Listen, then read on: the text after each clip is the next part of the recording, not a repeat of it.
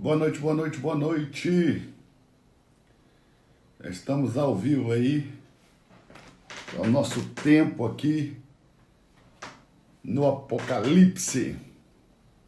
Sejam bem-vindos. Alex, Deus abençoe, amigo. Deus abençoe você aí. Deus abençoe Brasília, o DF, Distrito Federal Brasileiro.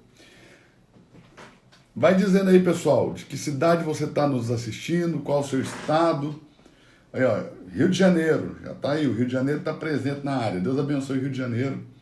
Que Deus abençoe todas as pessoas que me seguem aí do Rio de Janeiro. Obrigado pelo carinho de vocês, obrigado por me seguirem. Que Deus abençoe de forma muito, muito, muito poderosa. Aí tem gente de Rondonópolis, Imperatriz, Contagem, em Minas Gerais. Olha aí. Toronto, no Canadá. Uberlândia, Minas Gerais. Vai dizendo aí, gente, de onde você está falando, de onde você está assistindo.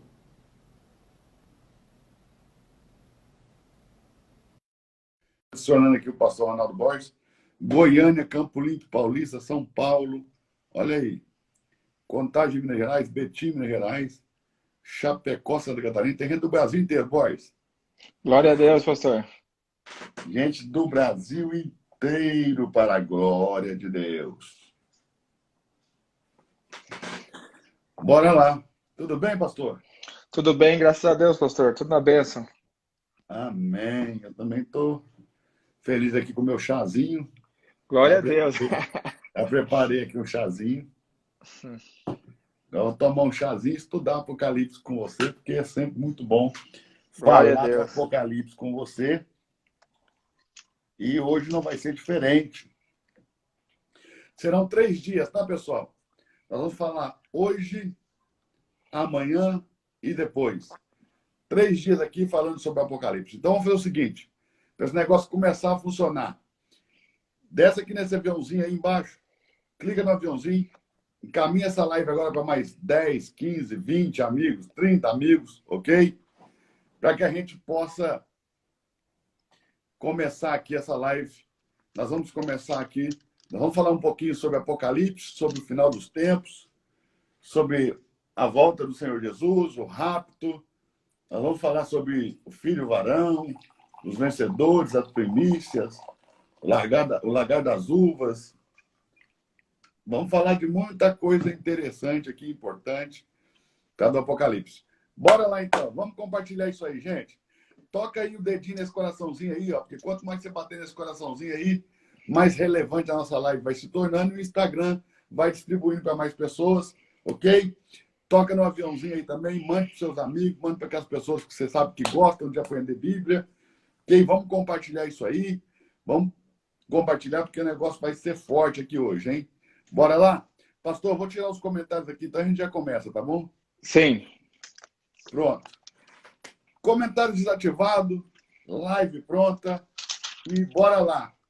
Vamos pelo capítulo 14, né, pastorzão? Capítulo 14, pastor. Pessoal, Apocalipse capítulo 14. Apocalipse capítulo 14. Bora lá. Apocalipse capítulo 14. Esse capítulo 14 é um capítulo riquíssimo, hein, pastor? Com certeza, pastor. Capítulo riquíssimo, riquíssimo. E já começa punk, né? Já começa É. cheio de revelações. Pode começar, pastor. O senhor mete o pé aí, mete o braço aí. Bora lá. Então tá bom, vamos lá. Acho que a primeira coisa que precisa compreender aqui, para quem está assistindo aí a live, né? Deus abençoe a todos os irmãos, uma boa noite a todos aí. O primeiro ponto a se compreender aqui, antes de nós entrarmos no capítulo 14, no texto do capítulo 14, é compreender que o Apocalipse ele não pode ser lido como se fosse uma sequência de história, né?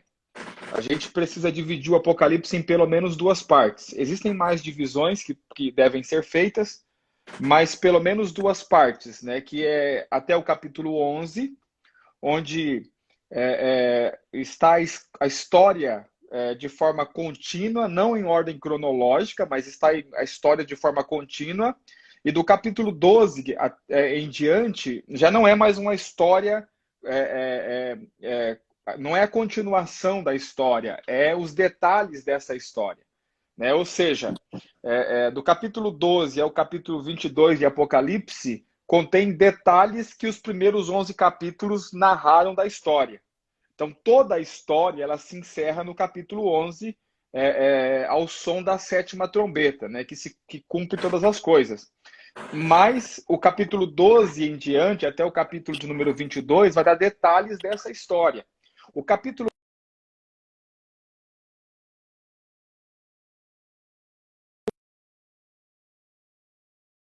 detalhes do início da grande tribulação, o que vai acontecer durante a grande tribulação e o evento mais marcante do final da grande tribulação, que é o arrebatamento de toda a igreja.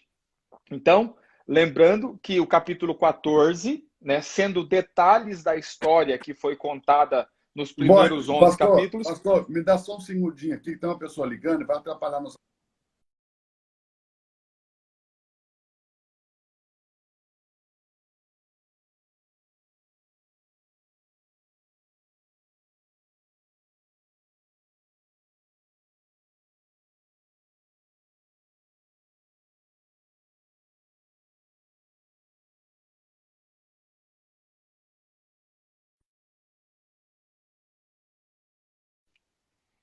Estou Voltou. voltando, beleza, obrigado. Então, o capítulo 14 é um dos capítulos mais ricos, né, em detalhes, porque vai falar do evento que marca o início da grande tribulação, que é o rapto dos vencedores, vai falar daquilo que vai acontecer durante a grande tribulação, quando o evangelho eterno será pregado, e vai falar do principal evento do final da grande tribulação, que é o rapto do restante, o arrebatamento do restante da igreja, ou a segunda volta de Cristo. Essa parte quase ninguém, parece que no nosso país, pastor, quase ninguém se atenta para isso. Eu não sei por quê, não sei qual é a dificuldade, porque a leitura é muito clara, muito simples. Até porque, na verdade, nós temos no nosso país um paradigma sobre o Apocalipse muito grande, Sim. que é a ideia de que o Apocalipse é um livro incompreensível, impossível Sim. de ser compreendido. Sim. Não é verdade, porque se o Apocalipse fosse um livro difícil de se compreender, ele não ia chamar revelação, ele ia chamar mistério, né? Claro. Quer dizer, o nome do livro é Revelação. Quer dizer, Deus não vai Exatamente. dar uma revelação e vai te complicar o entendimento. Mas a questão quem tem já intimidade com os textos bíblicos consegue compreender de forma muito simples. E é muito claro, mas me parece que no nosso país não é claro para a maioria das pessoas, e eu também creio que no nosso país, as igrejas de matrizes pentecostais, elas são maioria. Com certeza.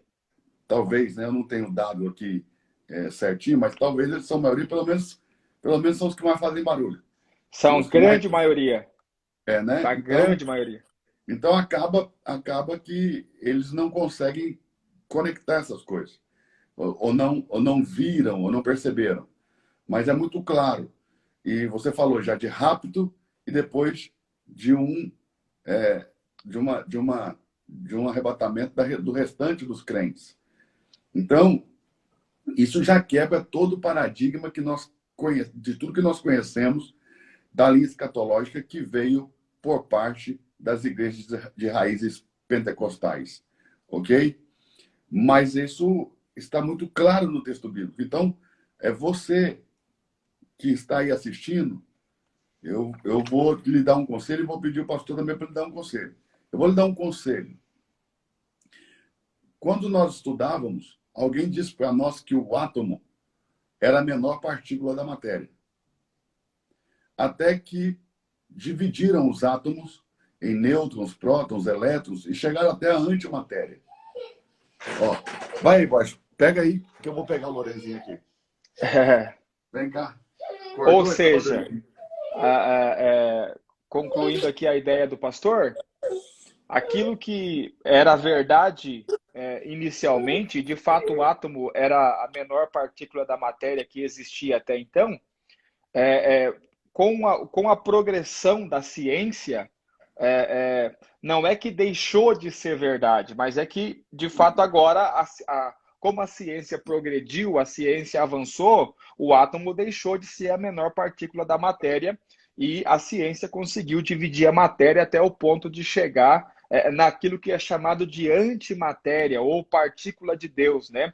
Eles vão dizer que para tudo aquilo que existe fisicamente, existe uma antimatéria invisível. E que se essa antimatéria invisível não existisse, não seria possível existir a matéria visível. Da mesma forma, a palavra de Deus. Eu penso que os ensinadores da palavra de Deus, os pastores, os líderes principalmente, aqueles que estão à frente da igreja, precisam entender que a teologia, como qualquer outra ciência, é de revelação progressiva. Ou seja, não é que deixa de ser verdade, mas como o conhecimento aumenta, né, como o conhecimento ele avança, aquilo que até outrora nós afirmávamos como verdade absoluta pode não ser mais a verdade absoluta. E o fato de não ser uma verdade absoluta não quer dizer que se tornou uma mentira, quer dizer que até o momento era a revelação que se tinha sobre o assunto. Um exemplo claro disso é quando Moisés recebe de Deus a instrução para fazer o tabernáculo, né? Deus diz a Moisés que ele deveria fazer como o exemplo que ele viu no monte. Mas a revelação de Moisés para o tabernáculo é que ele deveria colocar lá um candelabro ou uma menorá, né? Um castiçal. Mas quando Davi recebe a planta para construir o templo, já não é mais um castiçal, são 10 castiçais, são 10 menorás. Ou seja, quer dizer então que Moisés afirmou uma mentira quando ele disse que tinha que colocar só uma menorá? Não, Moisés não afirmou uma mentira, que como a revelação ela é progressiva, Davi ele recebeu mais luz sobre o assunto e, consequentemente, ele teve mais precisão na palavra. Então, os ensinadores da palavra, nós que ensinamos a palavra, nós precisamos entender isso. Eu vou dar um exemplo aqui bem claro e bem prático para que os irmãos possam compreender. Eu ensinei mês passado sobre a parábola do Tribunal das Nações, Mateus 25, quando Jesus vai separar os bodes das ovelhas. Ensinei isso mês passado, mês retrasado, não me lembro bem, né? E estabeleci uma doutrina sobre isso. Ontem eu estava com o pastor Eduardo, nós estávamos conversando sobre o assunto e ele me apontou algo no texto que trouxe luz sobre o assunto. Então, então quer dizer que aquilo que eu ensinei era mentira? Não, aquilo que eu ensinei não é mentira. É que veio mais luz sobre o assunto e agora eu tenho uma clareza maior sobre o assunto. O que isso significa? Isso significa que a precisão do ensino ele aumentou. E observe isso. Isso tem muito a ver com humildade de quem ensina também, humildade dos ministros, porque os ministros no Brasil, os ensinadores da palavra, têm a ideia de que não se pode fazer uma afirmação crendo naquilo que daqui a pouco ela vai deixar de ser a verdade absoluta porque veio mais luz. Como se isso maculasse, né, a conduta do ministro. Como não existem homens perfeitos, como não existem homens que não erram, é muito mais seguro você caminhar com pessoas que admitem erros e que admitem que de fato ensinaram algo e que agora a revelação aumentou e que tem outro entendimento sobre o assunto, do que você seguir alguém que é imutável, como se essa pessoa fosse Deus. Por exemplo, eu conheço pastores que depois que tiveram contato com o ensino da palavra, eles creem que a salvação não se perde, mas eles não conseguem ensinar isso para o povo. Por quê? Porque eles dizem assim, mas eu já ensinei que se perdia. Como é que eu vou voltar atrás agora e dizer que não se perde mais? Ou seja, mesmo recebendo luz e mesmo recebendo a verdade, não consegue admitir que de fato outrora ensinou algo que não é precisamente a verdade, porque a revelação aumentou. Então observe, eu ensinei por muito tempo que salvação se perdia. Eu ensinei por muito tempo, no começo da minha fé, que quando você pecava, você perdia a salvação.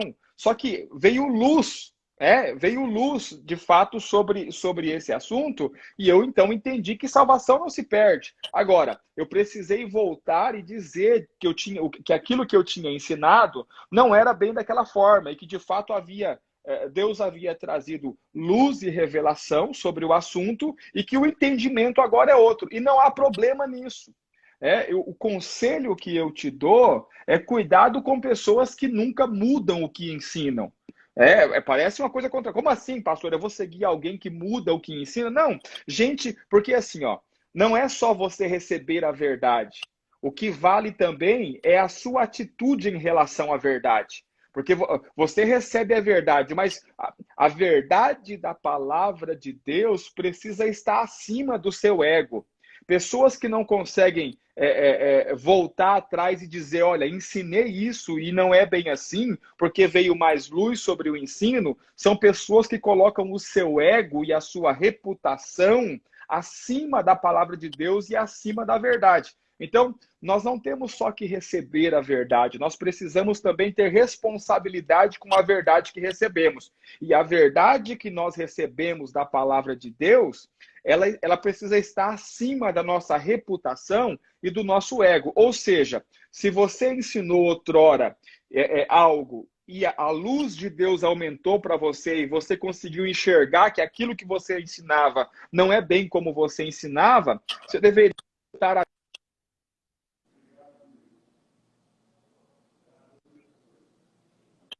sim, mas isso não é bem a verdade. Isso não é bem isso não é bem a revelação de Deus. Ou veio luz, veio clareza e agora eu consigo ter mais clareza sobre esse assunto. Bom, espero que os irmãos tenham entendido. E de fato, quem é dono da verdade? Deus é dono da verdade. E para existir alguém que nunca ensinou algo que não é precisamente a verdade, essa pessoa precisaria ser Deus. E isso não existe. Então, nós de fato precisamos reconhecer aí todas as vezes que a revelação cresce, que o conhecimento aumenta e que Deus traz luz sobre um assunto. Pessoas que não conseguem fazer isso é porque estão engessadas na religiosidade. Pessoas que não conseguem fazer isso é porque estão colocando o seu ego e a sua reputação acima da verdade e da palavra de Deus. Mas, bom, vamos lá. Vamos para o Apocalipse. Apocalipse 14, a partir do verso de número 1. Nós vamos falar aqui sobre o rapto dos vencedores. Vamos falar sobre aquilo que vai acontecer durante a grande tribulação, quando o evangelho eterno será pregado. E o evangelho eterno não é a mesma coisa que o evangelho do reino e também não é a mesma coisa que o evangelho da graça. Nós temos o evangelho da graça, nós temos o evangelho do reino e nós temos o evangelho eterno que será pregado durante a grande tribulação. Além disso, nós vamos falar também sobre a disciplina daqueles que aceitarem a marca da besta durante a grande tribulação, porque essa é uma dúvida muito comum dos irmãos, né? O que vai acontecer com as pessoas que aceitarem a marca da besta durante a grande tribulação? Se a pessoa adorar a besta, se um crente se dobrar diante do governo do anticristo, ele vai perder a salvação? Não vai perder a salvação? O que a Bíblia diz? Bom, o texto mais claro sobre esse assunto também está aqui em Apocalipse 14.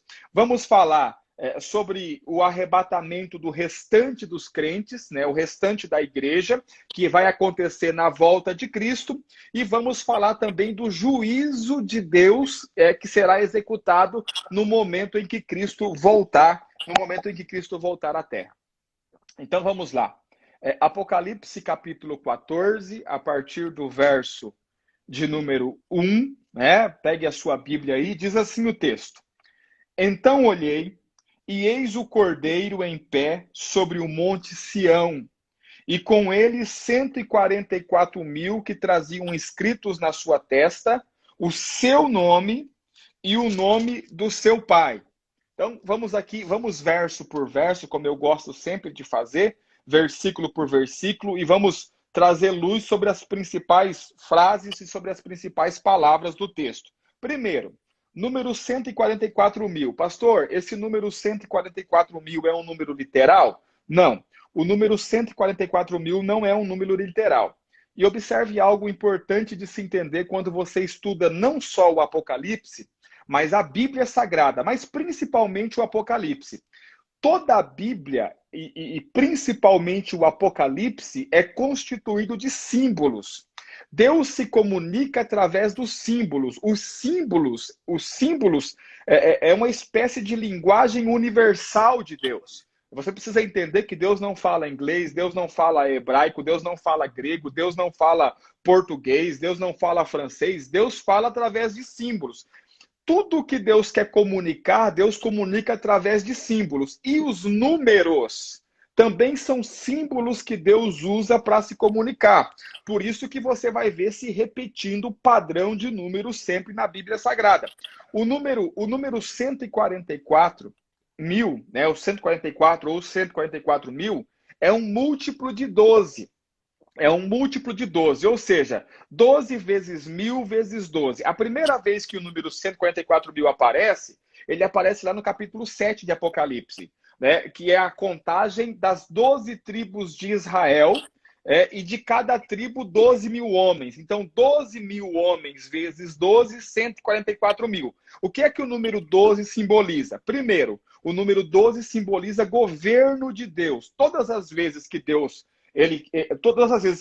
a partir do céu, vem governar a terra, existe o número 12, né? Por isso que no capítulo 12 de Apocalipse, por exemplo, quando fala da mulher que estava grávida, prestes a dar à luz, vai dizer que ela tem sobre a cabeça dela uma coroa de 12 estrelas, 12 governo de Deus. Ou seja, o 144 mil fala do governo de Deus. E é um número simbólico, que é um número simbólico que se refere à totalidade. Ou seja, o número 12 também se refere à totalidade. Então, quantos vencedores são? Quantos vencedores existirão? Quantos crentes vencedores existirão? Bom, não dá para se precisar. Então, para dizer todos, Deus usa o número 144 mil, que é um múltiplo de 12. 12 vezes 1000 vezes 12. Da mesma forma, Deus vai contar os judeus eleitos. Os judeus eleitos e o remanescente de Israel também vai ser contado dessa mesma forma. 12 vezes 1000 vezes 12. Ou seja, 144 mil. Então, 144 mil não é um número literal, é um número simbólico que significa governo de Deus e totalidade. Todos os números da Bíblia têm um significado. Todos os números na Bíblia têm um significado. Nós precisamos nos atentar para isso aí. Segundo ponto aqui importante do texto, né, no verso de número 1 aí, então olhei e eis o Cordeiro em pé sobre o monte Sião e com ele 144 mil, que nós já sabemos que não é um número simbólico, que traziam inscritos na sua testa o seu nome e o nome do seu pai. Esse monte Sião aqui não é o monte Sião da terra. Porque existe um monte Sião na terra, mas também existe um monte Sião nos céus. Ou seja, um monte Sião que o apóstolo Paulo fala sobre ele lá em Hebreus, no capítulo 12. O monte aonde Deus se assenta nos céus, porque Deus ele habita sobre um monte, né? Por isso, que todas as vezes que Deus queria falar com alguém mais de forma específica, essa pessoa precisava subir o monte. Por isso que Moisés subiu o monte, por isso que Jesus subia o monte, porque Deus habita sobre o monte. Deus é Deus dos montes, Deus habita sobre as montanhas, sobre os montes. E observe, o monte que Deus habita no céu, ele é chamado de monte da congregação, ou também pode ser chamado de Monte Sião, ou Sião Celestial. Então, esse monte aonde o Cordeiro de Deus está, junto com os 144 mil, não é o Monte Sião da terra, é o Monte Sião que está nos céus. Por que é importante você saber disso? Porque o que vai diferenciar, uma das características que vai diferenciar o rapto dos vencedores do arrebatamento do restante da igreja é justamente o lugar para onde vão. Porque a Bíblia declara categoricamente que existe alguns crentes que vão ser levados para o trono de Deus, ou seja, aonde Deus se assenta. E o restante dos crentes não será levado para o trono, será levado para os ares. Vai encontrar-se com Jesus nos ares, que é o texto de Tessalonicenses. Então entenda, esse Monte Sião aonde está o Cordeiro aqui, não é o Monte Sião da terra, é o Monte Sião dos céus, que o apóstolo Paulo fala sobre ele lá no capítulo 12 de Hebreus. Nós poderíamos falar de muitos detalhes aqui, mas como eu quero acelerar, porque nós não temos muito tempo na live, e eu quero dar a você o máximo de conteúdo possível, então eu não vou não vou entrar nos detalhes agora. Agora eu não vou entrar nos detalhes. Poderíamos falar, por exemplo, deles terem um nome, né? Eles têm esses 144 mil, eles têm o nome do Cordeiro e o nome do Senhor. Então olhei e eis o Cordeiro em pé sobre o Monte Sião, com eles 144 mil que traziam escritos na sua testa o seu nome e o nome do seu pai.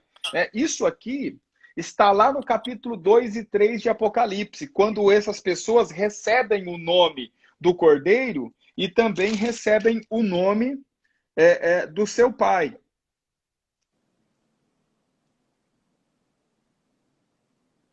Por quê? Porque são vencedores. Mas vamos falar sobre isso depois. Agora vamos avançar. Então, qual que é a cena aqui?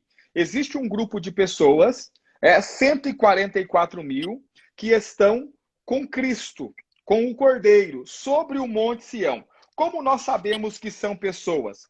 Nós sabemos que eles são pessoas, que são homens, que são mulheres, porque eles já estiveram na terra. Observe isso aqui. O verso de número 3, diz assim, observe, a gente está pulando só para entender que são pessoas, né? Vai dizer que esses 144 mil estavam no Monte Sião com o Cordeiro, verso 3, e cantavam um novo cântico diante do trono, diante dos 4 seres viventes e dos anciãos, e ninguém podia aprender o cântico a não ser os 144 mil que foram comprados da terra. Ou seja, esses 144 mil foram comprados da terra, eles estiveram na terra. Consegue entender? Porque existe uma linha teológica que vai dizer e vai querer colocar a ideia que esses 144 mil são seres celestes, que não são pessoas, que não são homens, que não são pessoas. Mas a Bíblia diz que eles foram comprados da terra. O que significa isso? Que eles estiveram na terra. Agora, olha o termo interessante, né?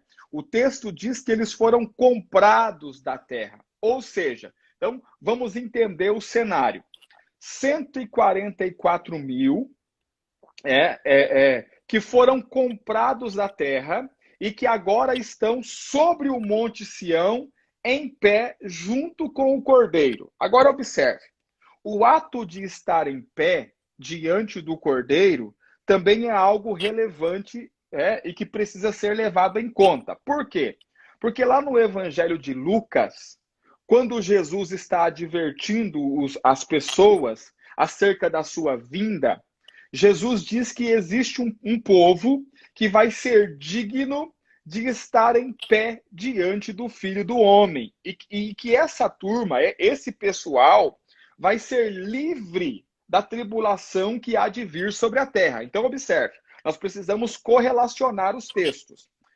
Abra a sua Bíblia lá em Lucas, por favor. Deixa eu te mostrar esse texto. Evangelho de Lucas, no capítulo de número 22, se eu não estiver enganado. Lucas 22.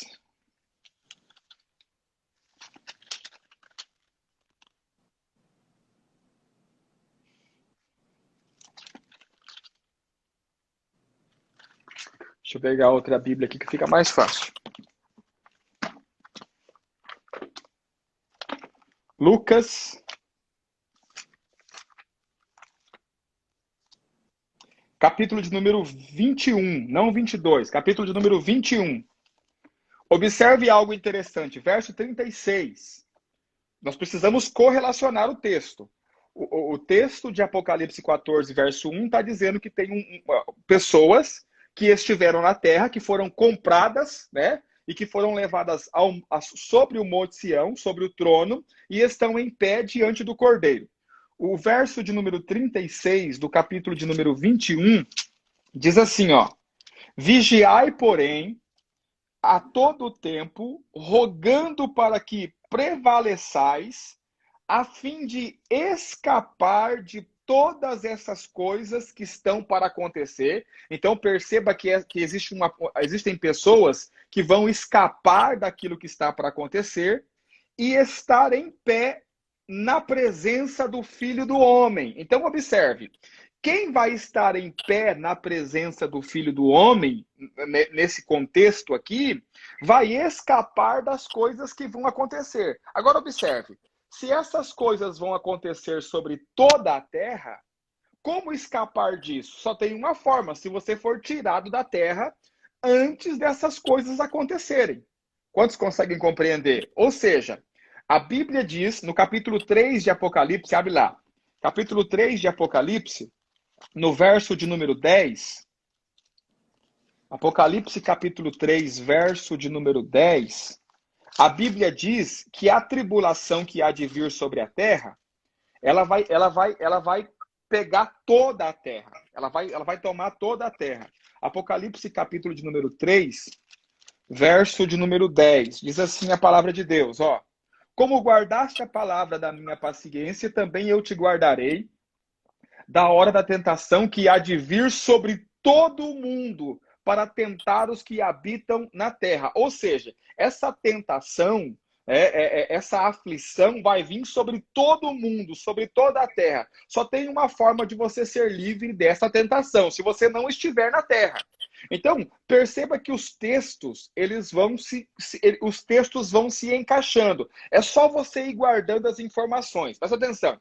Quando Jesus falou aos discípulos, Jesus disse que havia pessoas que por terem vigiado, Lucas 21, 36, vigiai, porém, a todo tempo, rogando para que prevaleçais. Essas pessoas, por vigiaram, elas prevaleceram, a fim de quê? A fim de escapar de todas essas coisas que estão para acontecer. Ou seja, porque vigiaram, elas escaparam das coisas que estão para acontecer. Mas quem são essas pessoas? Continuando o texto. E estar em pé na presença do Filho do Homem. Bom, então eu tenho a informação. Existem pessoas que vão escapar. Como? Porque elas estarão vigilantes, né? Qualquer dia falamos sobre o que é vigiar. Né? Vigiar não é ficar atento, como você pensa.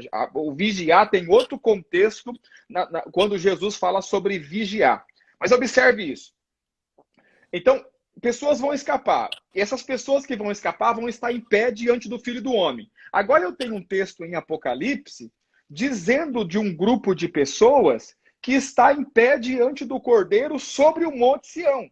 Então eu preciso correlacionar os textos, né? E também tem um texto dizendo que a tentação que há de vir, a provação que há de vir, vai vir sobre toda a terra. Então só existe uma forma de escapar dessa tentação. É se você for tirado da terra antes de que aconteça.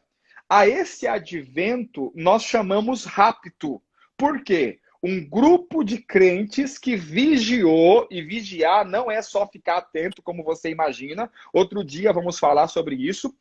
Um grupo de crentes que vigiou foi tirado da terra antes que a grande tribulação ou a tentação que havia de vir sobre o mundo acontecesse. Ou seja, e onde estão essas pessoas? Essas pessoas estão sobre o trono, estão no trono, estão no Monte Sião, junto com o Cordeiro. Essas pessoas têm o nome do Cordeiro e o nome do seu pai. Conseguiu pegar até aqui? A gente vai avançar. Vamos lá, voltando, Apocalipse.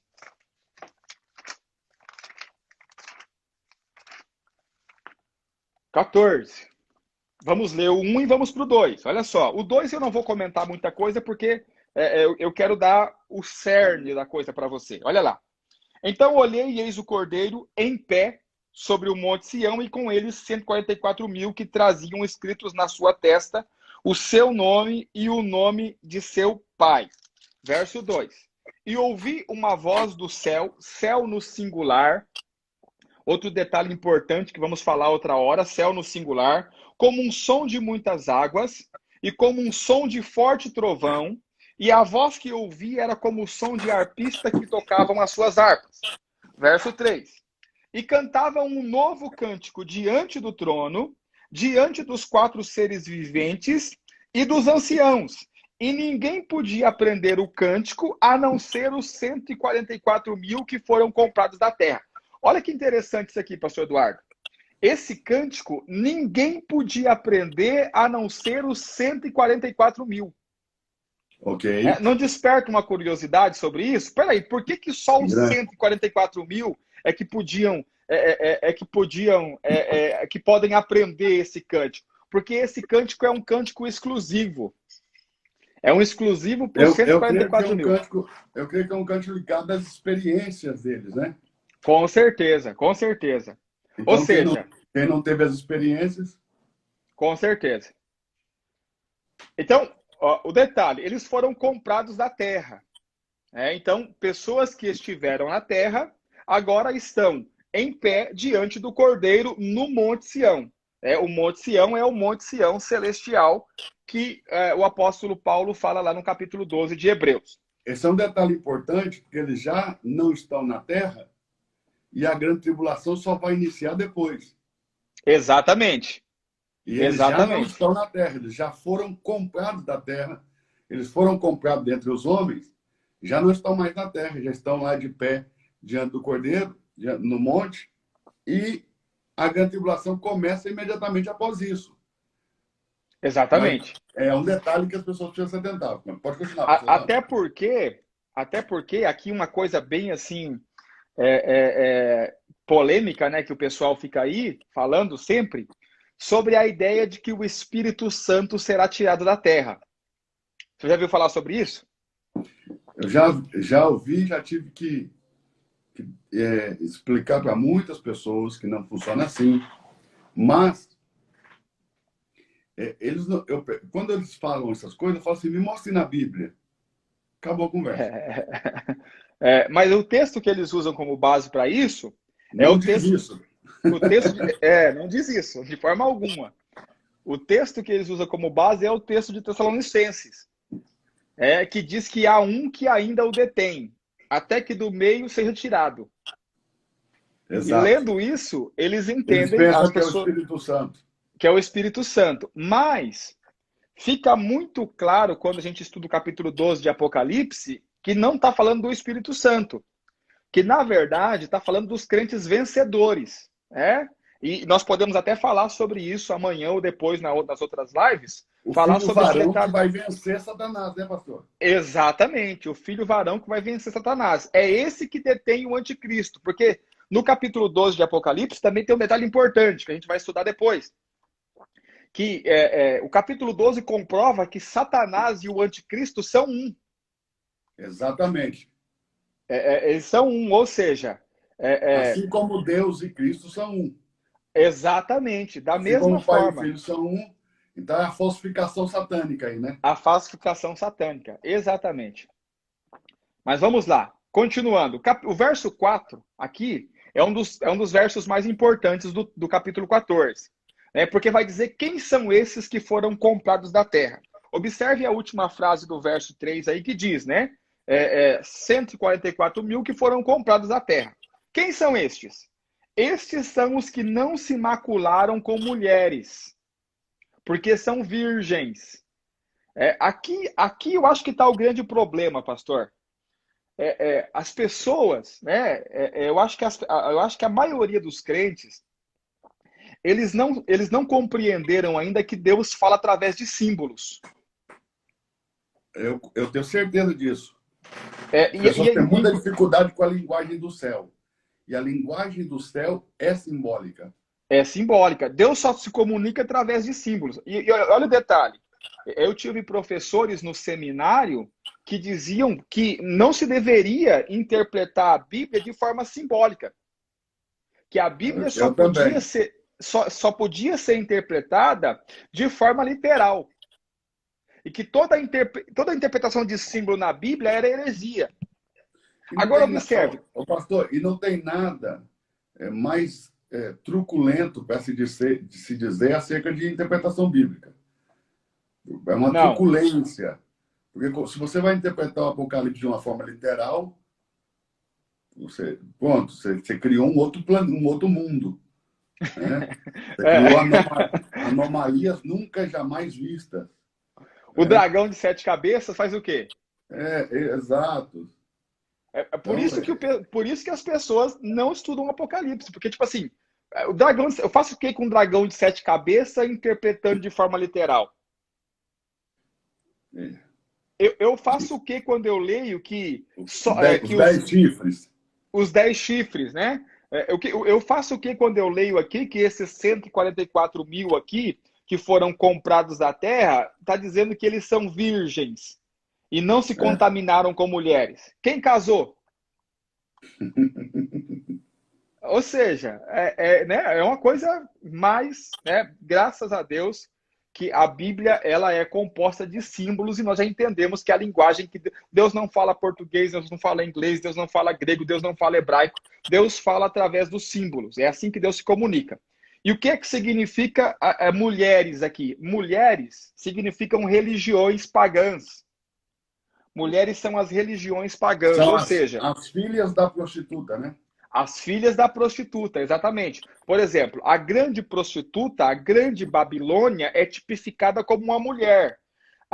Por exemplo, na parábola, inclusive eu ensinei isso domingo agora, né? Já está disponível no YouTube para os irmãos que querem assistir. Sobre a parábola do fermento colocado na massa. Quem esconde o fermento na massa é uma mulher. Quando a gente vem para a igreja correspondente à parábola, que é a igreja de Tiatira, a Bíblia diz que Jezabel que ensinava e corrompia os servos do Senhor, uma mulher. Mas nós sabemos que não está falando de uma mulher específica. Porque e muitas vezes no seminário, professores meus, pastor, aplicaram esse fermento como sendo uma coisa boa, tipo o crescimento da igreja. Meu Deus. Okay? Meu Deus. E eu sempre falava, que você já me conhece há muitos anos, sabe como é que eu sempre falei, o que eu penso de Bíblia. Sempre falei, nunca tive medo de falar. Mas eu sempre disse, nunca o fermento na Bíblia pode ser interpretado como uma coisa boa. Não. Nunca. Você não vai ver jamais. Então, você que está nos ouvindo, grave isso no seu coração. Tá? Isso aqui é uma lei de interpretação do fermento nas Escrituras. O fermento nunca vai ser visto como uma coisa boa, ok? Na interpretação simbólica do texto bíblico. Nunca. O fermento sempre é coisa ruim. Exatamente. E é um detalhe grande, porque é um detalhe importantíssimo. Porque eles vão dizer justamente que essa mulher que colocou o fermento fez crescer a igreja. Sangue de Jesus tem poder. Apesar de que cresceu, né? Não cresceu, inchou, porque o fermento não faz crescer a massa, o fermento faz inchar a massa. A massa Exato. É a mesma, ela só inchou. Mas vamos lá. Da doutrina de Jezabel, né? Exatamente, que é a mesma doutrina dos fariseus também. Porque o fermento na Bíblia, ele simboliza pecado, mas também simboliza doutrinas erradas. Doutrinas que corrompem o povo de Deus. Mas vamos lá. O que eu quero te dizer? Que tanto lá na parábola, como na igreja correspondente à parábola, é uma mulher. Mas não estou falando de uma mulher específica. Porque, observe, Jezabel não viveu no tempo da igreja. Jezabel, Exato. Ela viveu antes de Cristo. Então, Deus está emprestando a figura de Jezabel, de uma mulher, para falar de uma religião, para falar de uma igreja corrupta, corrompida. Ou seja, mulher, aqui na interpretação bíblica, e é um detalhe importante, pastor, nós precisamos deixar a Bíblia interpretar a Bíblia, né? Porque Exato. A gente não pode, da nossa mente, querer interpretar. Porque fundamental, mas as pessoas querem imaginar como seria, né? Mas aí fica ruim, né? Porque daí eles querem interpretar com base em suposições e palpites. Não dá, a Bíblia tem que interpretar a Bíblia. Ou seja, que é não se contaminaram com mulher? Não se contaminaram com religiões pagãs, com as filhas da grande prostituta, da grande Babilônia, né? Não estão contaminados com mulheres. Ou seja, seguem a doutrina de Cristo, né? Segundo ponto, estes são os que seguem o Cordeiro por onde quer que ele vá. O senhor quer falar desse ponto, pastor? Pode meter bronca. Pode meter bronca? Ou seja, quem são esses 144 mil que foram levados para o trono? Aqueles que seguem o Cordeiro, né?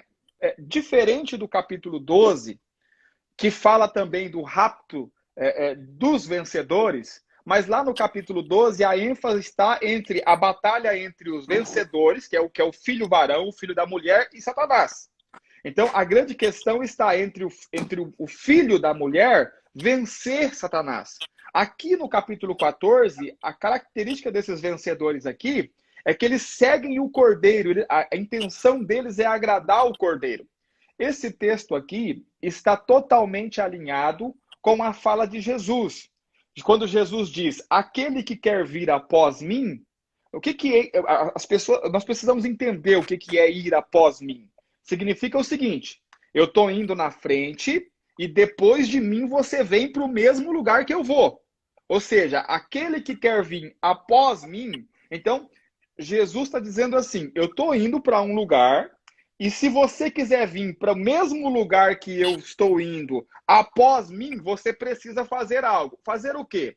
Negar-se a si mesmo, tomar a cruz e me seguir. O que significa isso? Significa que agora não sou eu mais que determino para onde eu vou.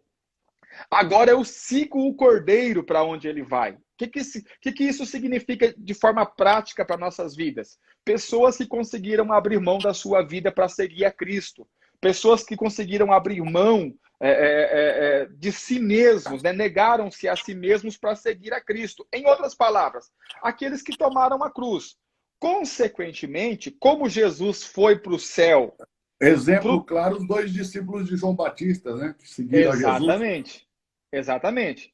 Como Jesus foi para a glória, para o Monte Sião e se assentou no trono, consequentemente, esses aqui também vão para onde ele está. Por quê? Porque eles foram após o Cordeiro.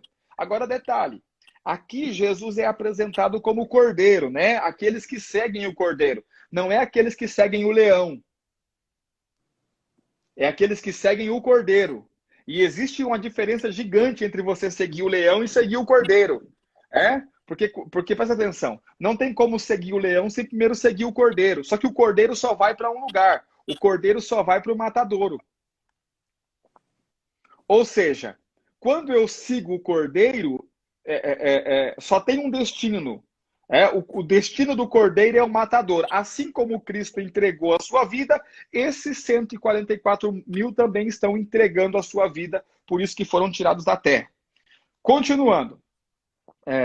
Estes foram comprados dentre os homens como primícias para Deus e para o Cordeiro. Então, olha a afirmação.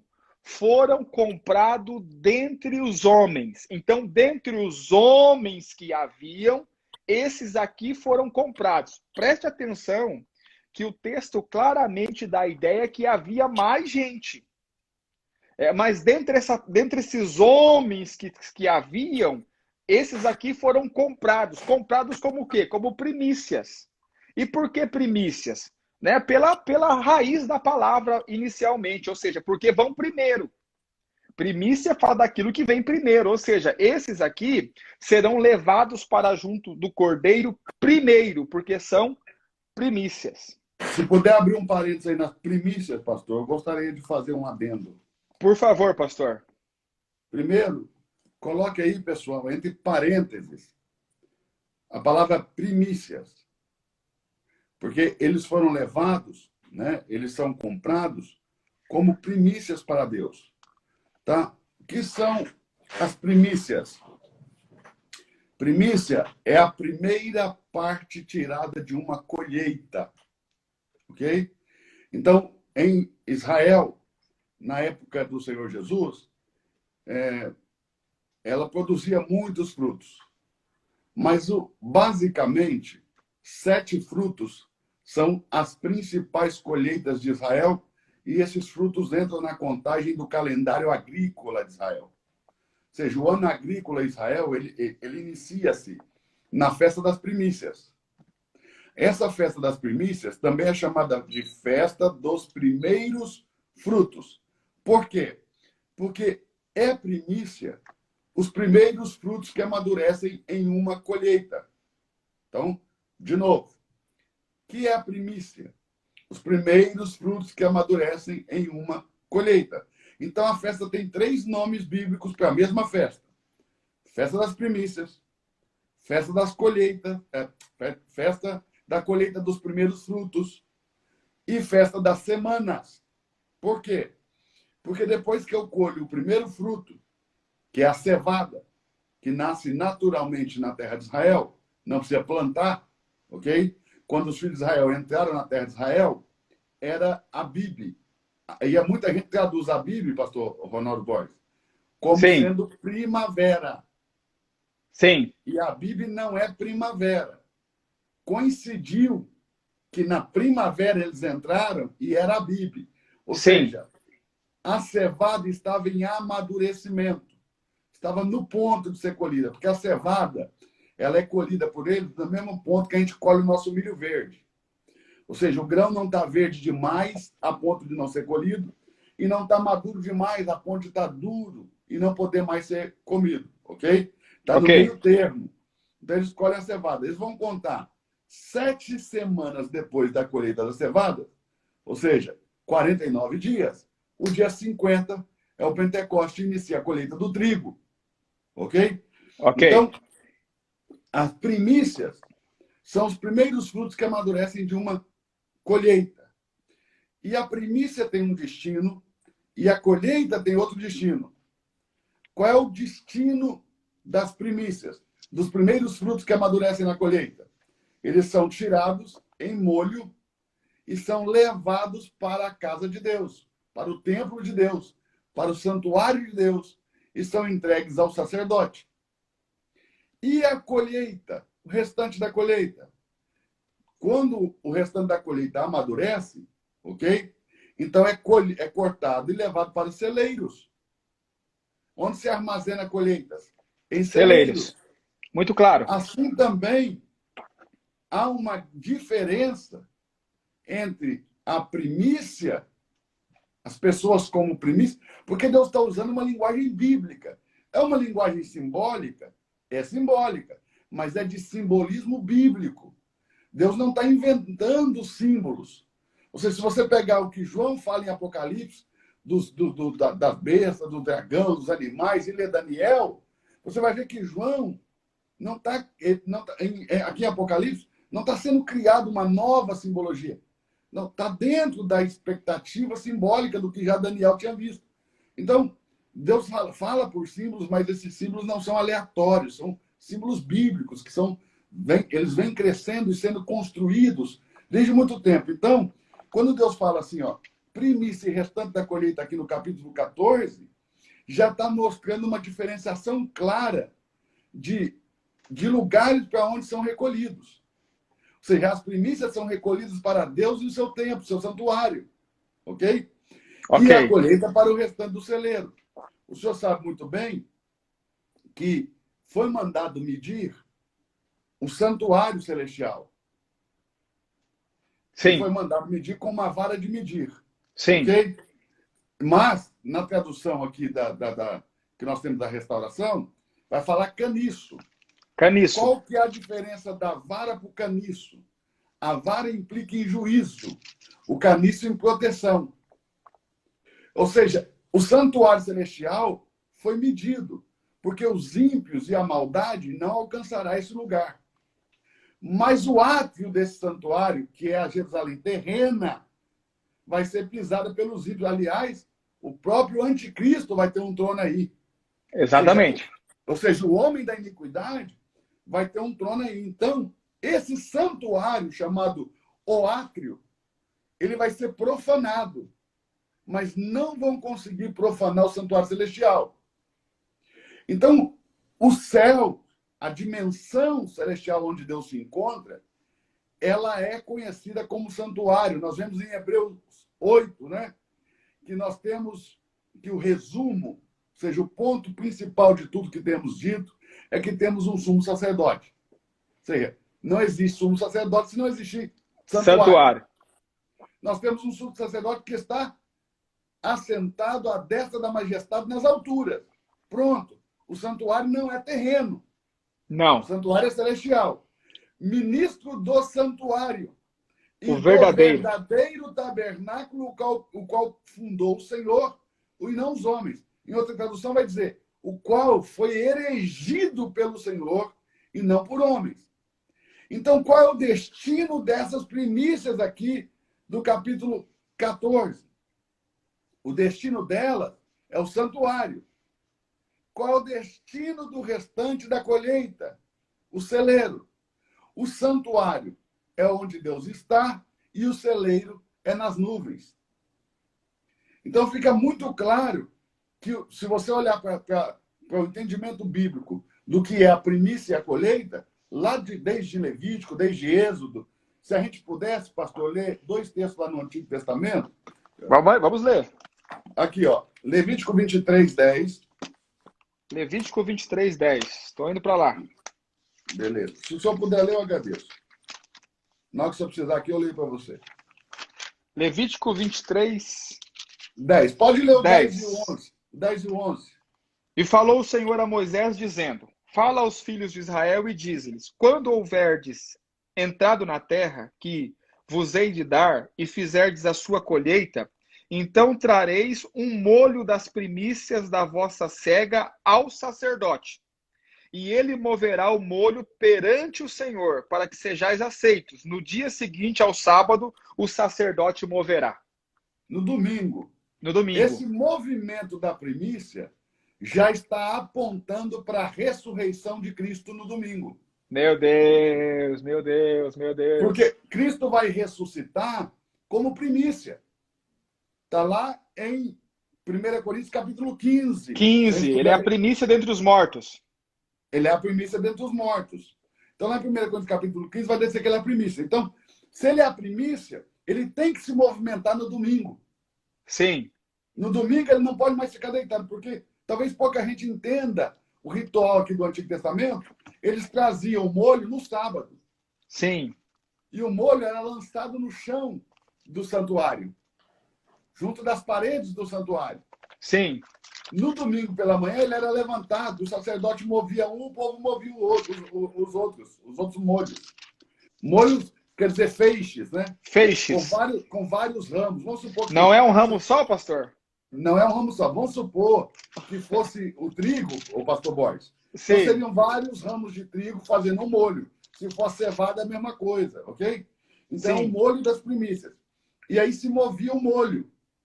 Esse movimento aponta para todo o movimento do Senhor Jesus nas regiões baixas da terra, e o seu levantar o molho significa Jesus sendo levantado das regiões baixas da terra e voltando à vida, porque nem a morte nem o inferno não o puderam deter. E ele toma a chave da morte do inferno, o que também mostra que essa morte e inferno tem chave e porta, né? Mas vamos falar disso outro momento. Agora, o que é o detalhe importante aqui? Êxodo, no capítulo 23, verso 19. Êxodo 23, 19. Isso. As primícias dos primeiros frutos da tua terra trarás à casa do Senhor teu Deus. Não cozerás o cabrito no leite de sua mãe. Então a primícia tem que ser levada para a casa de Deus. Ela tem um destino. Não Sim. É o celeiro, como o Sim. restante da colheita que vai para o celeiro. O lugar da primícia é a casa de Deus. A casa de Deus. Agora, olha que detalhe interessante. Vamos lá em 1 Coríntios, onde diz que Jesus Cristo é a primícia. 1 Coríntios, capítulo 15, verso 23. Pode ler aí, pastorzão. 22, eu vou ler o 22 e o 23. Tá. Porque assim como em Adão todos morrem, assim também em Cristo todos serão vivificados. A maioria dos crentes não consegue entender isso. Eles acham que depende deles. Só depende de Cristo. Em Adão morremos, em Cristo vivemos. Não tem nada a ver com a gente. Vai lá. Olha que detalhe. Cada um, porém, na sua vez. Essa é Cristo, outra parte que ninguém quer entender. Cristo, vírgula, as primícias, vírgula, depois os que são de Cristo na sua vinda. Então, você vê que tem. E ainda nós não colocamos aí, porque aí está mostrando diferentes momentos de ser levado as pessoas para cima. Exatamente. Cristo vai se ascender no seu tempo, as primícias vão ascender no seu tempo, o filho varão vai ascender no seu tempo, ok? As duas testemunhas vão ascender no seu tempo. Então, só para falar de arrebatamento, nós estamos falando de vários. Nós estamos falando do arrebatamento de Cristo, o arrebatamento das primícias, o arrebatamento do filho varão, o arrebatamento das duas testemunhas, o arrebatamento do restante dos crentes. Pelo menos 5 arrebatamentos diferentes. E o detalhe do texto que eu acho interessante, pastor, é que o texto diz assim, ó, cada um, porém, na sua vez. Ou seja... Existe um momento determinado para cada um. Exatamente. Agora, olha o detalhe, pastor. A prova de que o restante da colheita não vai ficar deixado, não vai ser esquecido para a ira de Deus. É que lá em Romanos diz o seguinte: se as primícias são santas, a massa também o é. A massa o é. Quer dizer, se é santa a primícia, também tem que ser santo o restante da colheita. Se a primícia é santa, o restante da colheita tem que ser santo. Ou seja, antes da ira do Senhor, a colheita vai ter que ser removida da terra. A colheita Meu vai ter Deus. que ser removida da terra. Ok? Então, é impossível, que é o que diz em Romanos capítulo 5, verso 9 e 10, que nós fomos salvos da ira. Exatamente. Ou seja, as 7 taças não vai alcançar os crentes que ficarem. Tô certo, pastor? Corretíssimo, pastor. Corretíssimo. Então, as 7 taças, que são os 7 últimos flagelos, que representam o terceiro ai e a ira de Deus, isso não vai tocar os crentes que ficaram para serem levados como restante da colheita. Agora, olha que detalhe interessante, pastor. Eu vou fazer isso aí e o senhor continua. Depois o senhor parou. Vou fechar o parênteses da premissa. Claro. Quando Jesus Cristo ressuscita, Mateus 27. Mateus 27. Mateus 27, se eu não me engano, o verso é o 51 e o 52. Mateus 27, 51.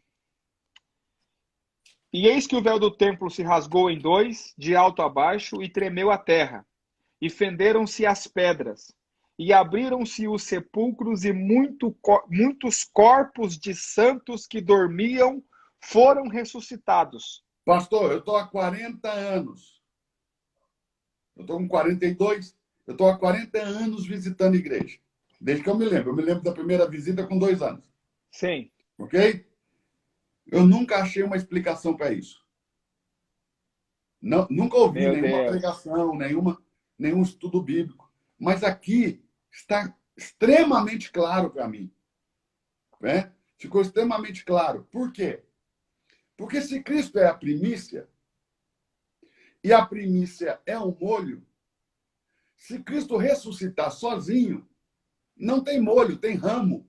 Meu Deus, meu Deus, meu Deus. Então ele não pode ressuscitar sozinho, porque a primícia é um molho. Como que ele vai entregar um ramo se ele tem que entregar um molho?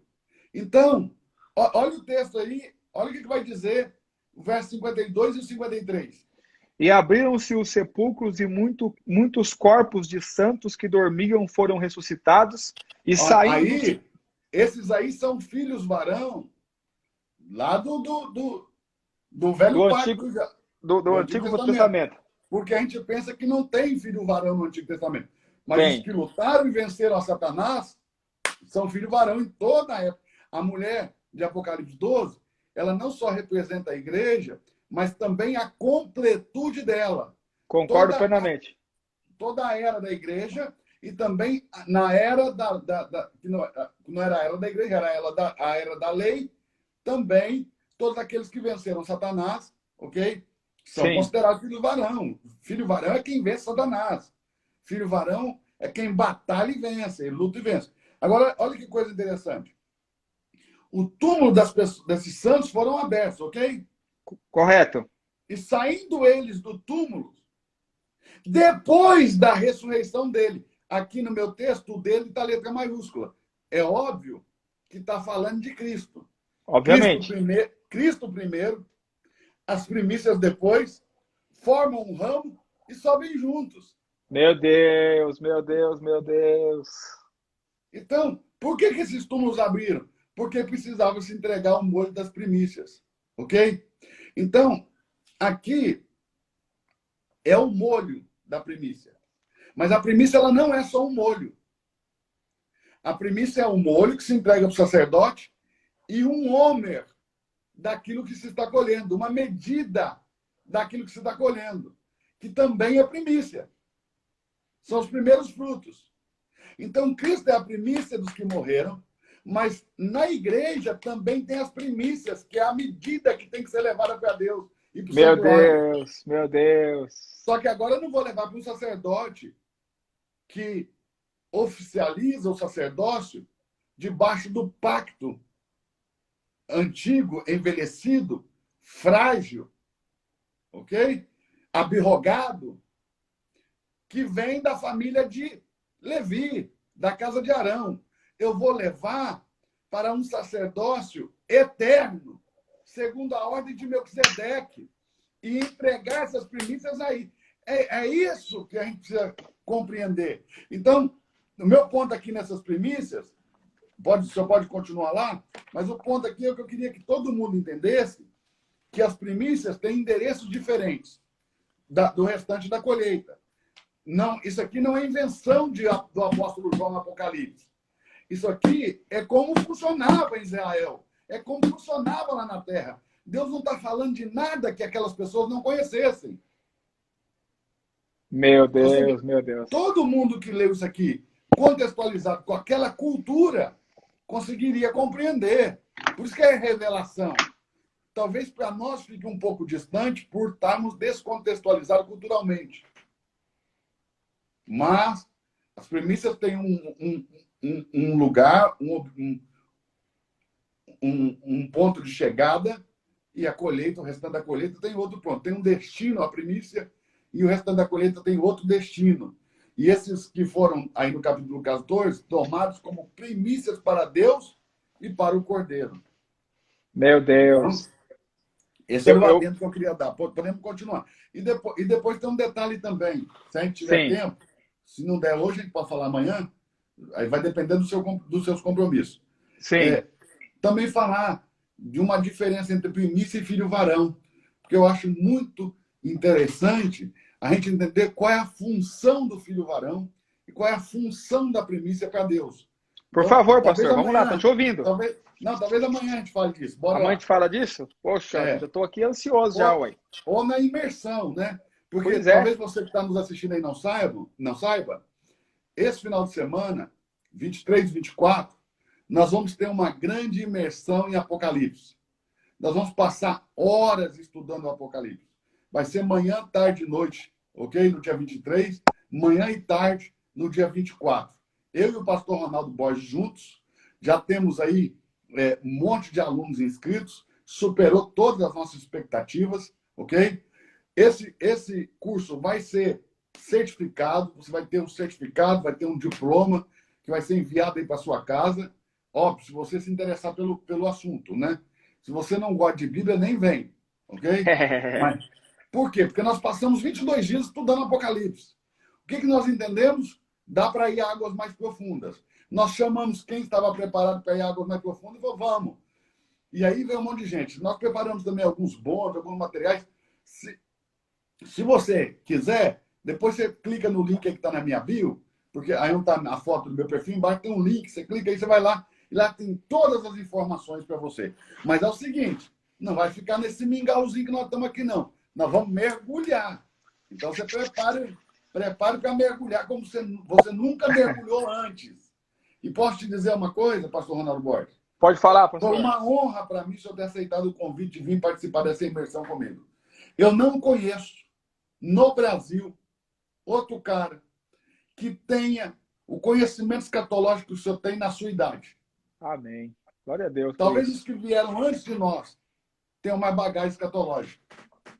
Alguns, não todos, porque tempo de casa também não quer dizer que você está acertando. Né? Tem gente que passa uma vida inteira errando na doutrina. Mas eu desconheço. Então, eu estou aqui dizendo para vocês que eu desconheço no Brasil alguém capaz de falar de escatologia como o pastor Ronaldo Borges. Então, quando ele aceitou o convite para vir participar dessa imersão, para mim foi uma grande alegria. Por quê? Eu sei que os meus alunos, eles vão ter uma porção dobrada da parte do Senhor Deus. Amém. Então, Glória a Deus. você que gosta de Bíblia, que ama a Bíblia, você não pode perder isso, não. Não pode perder, não. Pastor, olha, eu não sei se eu posso mergulhar tão profundo, ok? Então não é para você. É pago, é pago. Pastor, eu não tenho grana, então não é o seu momento. Nós entendemos, fica tranquilo. Cada um tem o seu momento, cada um tem o seu tempo, ok? Mas 90% do conteúdo que eu libero é grátis, ok? 10% dele é pago, tá? Por quê? Porque precisa se levar pessoas que realmente querem tomar governo sobre aquilo que nós vamos entregar. E você nunca vai tomar governo daquilo que você não provê. É assim de simples. Gênesis capítulo 1, no mundo da criação, Deus era apenas Deus. Ele proveu o homem no mundo da formação, no capítulo 2. Ele deixou de ser apenas Deus e passou a ser Senhor Deus. O senhorio está ligado à provisão. Você não toma senhorio daquilo que você não provê. Então, quando você se inscreve, então você já está tomando governo sobre tudo aquilo que você vai receber da parte de Deus. Você está se ensenhorando de tudo aquilo. Então é muito poderoso. Pastor, bora lá, continuando. Verso 4 aí. Eu quero só ligar um ponto aqui, pastor, daquilo que a gente falou no começo da aula, Certo. da revelação progressiva de Deus, né? Porque eu fico pensando, o cara que lá no Antigo Testamento, na época de Moisés, ele levava a primícia para o sacerdote, ele levava o homer, né, das primícias, ele não tinha ideia do que ele estava fazendo, porque ele estava praticando algo que não tinha luz sobre naquele momento. Mas Deus veio fiel, né, ao seu ensino, não só através da palavra, mas através das práticas que ele exigiu desse povo, e chega no final, quase 2000 anos, né, depois, o último livro ali a ser escrito, e é exatamente aquilo que Deus começou a falar lá, quando pediu para que eles levassem as primícias, e é a mesma coisa que vai concluir tudo. Só que quem praticava não sabia. Eu tenho um livro aqui que tem todas as fotos de todo o processo. Um livro que eu comprei em Jerusalém. Eu fiz um curso lá em Jerusalém e eu comprei esse livro nesse curso. Ele tem todas as fotos do processo da primícia. Todas as fotos. E toda a explicação, ok? Só tem em inglês e em espanhol a tradução, não tem em português ainda. Mas olha que coisa interessante. Eles não sabiam, como o senhor está falando. Sim. Mas como que eles transformavam, como que eles faziam, como que fazia, porque a primícia ela existe em 3 aspectos, pastor. Sim. E nós, no Novo Pacto, nós falamos muito sobre aspectos das coisas. O reino de Deus tem 3 aspectos, né? A aparência, a realidade e a manifestação. Sim. Então, nós vemos o próprio Cristo, vários aspectos de Cristo, como Filho de Deus, Filho do Homem, como Cordeiro, como Leão. Sim. Ok? E também as primícias tinham vários aspectos. 3 aspectos das primícias. Quais eram? A festa, a cerimônia e a oferta. Então, são 3 aspectos de uma mesma coisa. A festa, a cerimônia e a oferta.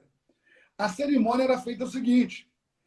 Eles tinham que preparar, eles tinham que trazer a farinha, ou a farinha de cevada, ou a fina farinha de trigo, jogavam numa mesa de madeira, ou seja, o pátio do santuário, nesse momento, ele era cheio de mesas de madeira. Sim. A pessoa tinha que deitar azeite e preparar a massa com a sua família. Sim. Quando a massa estava pronta, via o sacerdote. E usando apenas esses 3 dedos, esse aqui é o símbolo da primícia. Sim. Isso aqui não é hang loose. Esse aqui é o símbolo da primícia. Ele só toma com esses 3 dedos. O judeu não entende por que desses 3 dedos. Eles acham que são 3 letras hebraicas. Eu compreendo perfeitamente. Pai, Filho e Espírito Santo. E eles pegam chama punhado, que é o que eles conseguem pegar com o punho. Com o punho. E eles tiram esse pedaço da massa, eles tiram da massa, ok? E eles vão até o altar do Senhor, chamado altar de holocausto. E eles jogam no meio do fogo que está sobre o altar. Esse pedaço que está voltando para o altar simboliza Cristo saindo da glória de Deus. A presença de Deus é um fogo consumidor. O trono de Deus é como uma chama de fogo, as rodas do trono é como fogo ardente. Diante de Deus tem um rio de fogo e ele é um fogo destruidor. Ou seja, Cristo, quando sai, né, da glória, ele vai ser inserido na massa. Como? Encarnando. O verbo de Deus tabernaculou. O Deus Espírito se tornou carne, se tornou homem. Não é 100% Deus, 100% homem. É homem. Ok? Cristo, o Filho do homem, é homem. Ele é homem. E esse homem é que vai produzir a nossa redenção. A redenção é por meio do Filho do homem. Agora, olha que coisa interessante, pastor. Quando ele estava lá na glória do Pai, no fogo, ainda, ok? Ele era uma massa pura. Aí ele vem de novo, o sacerdote, tira outro punhado. Esse outro punhado já representa o Cristo que carrega os nossos pecados. Meu Deus. E é nessa hora, está escrito em Levítico capítulo 2, para quem nunca leu, né? Levítico capítulo 2. E é nessa hora que o sacerdote vai transformar a oferta de manjares, o minhá, né? São 3 ofertas, Levítico capítulo 1, holocausto, Levítico capítulo 2, manjares, Levítico capítulo 3, sacrifício. Holocausto, olá, em hebraico, manjares, em hebraico, minhá, sacrifício, em hebraico, korban, ok? E essa oferta de manjares vai ser transformada em primícia. O que eu tenho que fazer para transformar uma oferta de manjares em primícia? Eu tenho que colocar sobre essa massa, esse punhado, fermento e mel. Meu Deus. Só que existe uma proibição de fumegar tanto o fermento como o mel no altar do Senhor. Então, Levítico esse segundo 2:11. pedaço, o sacerdote tinha que jogar no chão. E o que esse pedaço representa? Cristo na terra, Cristo encarnado. E o fermento? Os nossos pecados que foram colocados sobre ele. E o mel? A doçura com que ele se entregou e carregou sobre ele até a cruz os nossos pecados. Meu Deus. Então, é óbvio que pelo amor de Deus, para. alguém que estava praticando primícia naquele tempo, pastor Ronaldo Borges, é óbvio que o cara nem sonhava numa coisa dessa. Mas Deus não nos salvou por meio de um acidente. Deus nos resgatou por meio de um plano. E esse plano vem sendo comunicado desde a fundação do mundo. Quando ele matou o Cordeiro, Cristo, o Cordeiro imolado desde a fundação do mundo. Desde a fundação, ele está comunicando o plano de redenção. Ou seja, tem gente que só descobriu o plano de redenção agora. Mas Deus está comunicando esse plano desde a fundação do mundo. O plano está sendo comunicado. Se você não entende, isso para Deus não é problema. Ele está comunicando do mesmo jeito para quem consegue entender. Ele vai comunicar coisas para quem consegue entender. Aliás, ele comunica a todos, mas só recebe quem consegue compreender. E a incompreensão de muitos não é por incapacidade intelectual. É pelo fato de Deus os ter conhecido antes mesmo da fundação do mundo. Porque eu não creio, pastor, que Deus tenha criado alguém para ir para o inferno. Mas eu creio que Deus me viu nascer e morrer no mesmo instante. Porque se eu viver 90 anos, eu vou viver muito. Ok? Se a pessoa viver 100 anos, 120 anos, já é muito. Mas para Deus é milésimos de segundo. Ou seja, na mesma hora que ele tiver nascer, ele tiver morrer. Porque na eternidade não tem passado, presente e futuro. O passado, o presente e o futuro na eternidade é. Então, na mesma hora que Deus tiver nascer, ele tiver morrer. Ele viu as suas escolhas. Ele não interferiu nas suas escolhas. Ele viu as suas escolhas. Por isso, ele só predestinou os que antes conheceu. Só chamou os que antes predestinou. E só justificou os que antes chamou. Meu E só Deus, meu Deus. glorificou os que antes justificou. Ou seja, ninguém nunca foi glorificado, ok? Sem ter sido justificado. Ninguém foi justificado sem ter sido chamado. E ninguém foi chamado sem ter sido predestinado. E ninguém foi predestinado sem ter sido primeiro conhecido. E um ponto que o senhor me chamou a atenção ontem. Todos os verbos nesse texto estão no passado. Meu Deus. Ou seja, diante de Deus, pastor, eu já estou glorificado. Você já está glorificado. Todos os que ele conheceu, predestinou, chamou, justificou e glorificou, não serão glorificados. Já estão glorificados. No nosso tempo, isso está acontecendo. Mas diante de Deus já aconteceu. Por isso que João, quando está arrebatado lá diante de Deus, ele fica tão confuso. Ele vira para o anjo e diz, quando vai acontecer isso? Porque ele está confuso. O passado, o presente e o futuro para João já não faz mais sentido. Então ele não consegue mais determinar no tempo humano dele, cronológico, quando seriam aquelas coisas que ele estava vendo na eternidade. Ele se perdeu todo. Mas isso aqui vai ser quando? Isso aqui, como é que... Quando que vai ser? Quando essas coisas vão acontecer? Então ele ficou todo perdido. Então o que as pessoas precisam compreender? Deus não interferiu nas minhas decisões, mas ele me conheceu antes. Na eternidade, eu já nasci há muito tempo atrás. E Meu já Deus. morri há muito tempo atrás. E já fui glorificado há muito tempo atrás. E já estou assentado com Cristo.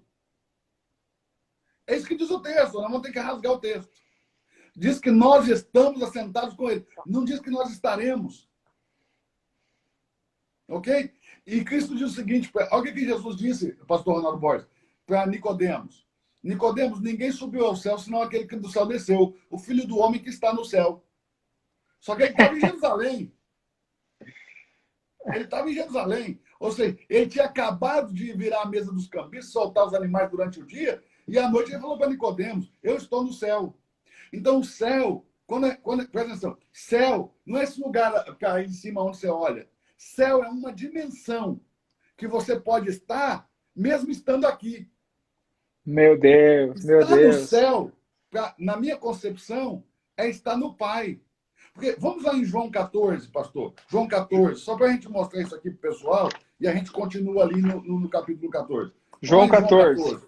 E João 14, verso 1. João 14, 1. João 14, 1.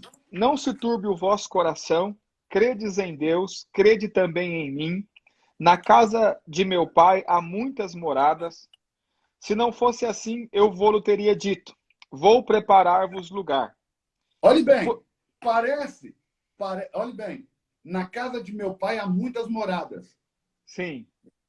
Então, presta atenção. Esse na casa de meu pai está determinando aonde é a morada. Do mesmo jeito que ele vive em nós, nós somos individualmente habitações de Deus.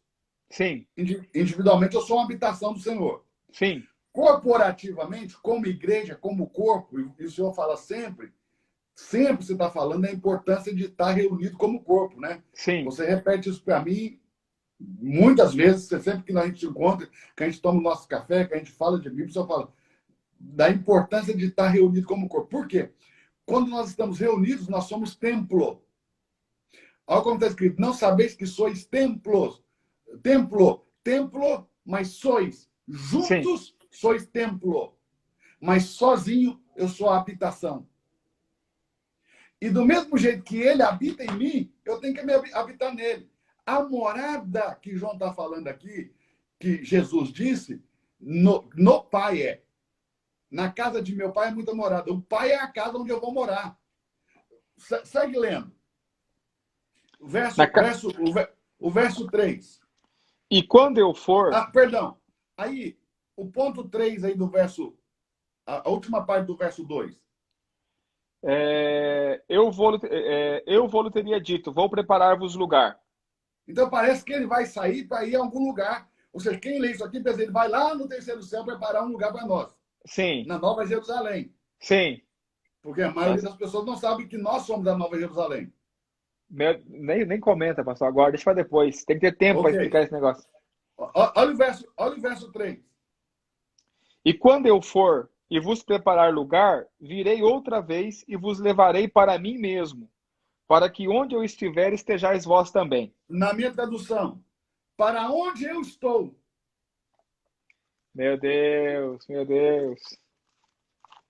Pega a restauração aí para você ver. Estou indo agora.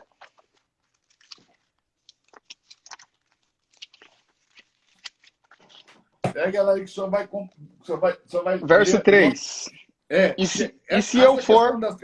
Essa questão das traduções são muito importantes. É muito importante a gente entender que a gente vai ter que trocar de tradução sempre que você for estudar alguma coisa, porque às vezes uma tradução é boa para uma coisa e não é boa para outra coisa. Mas vamos lá.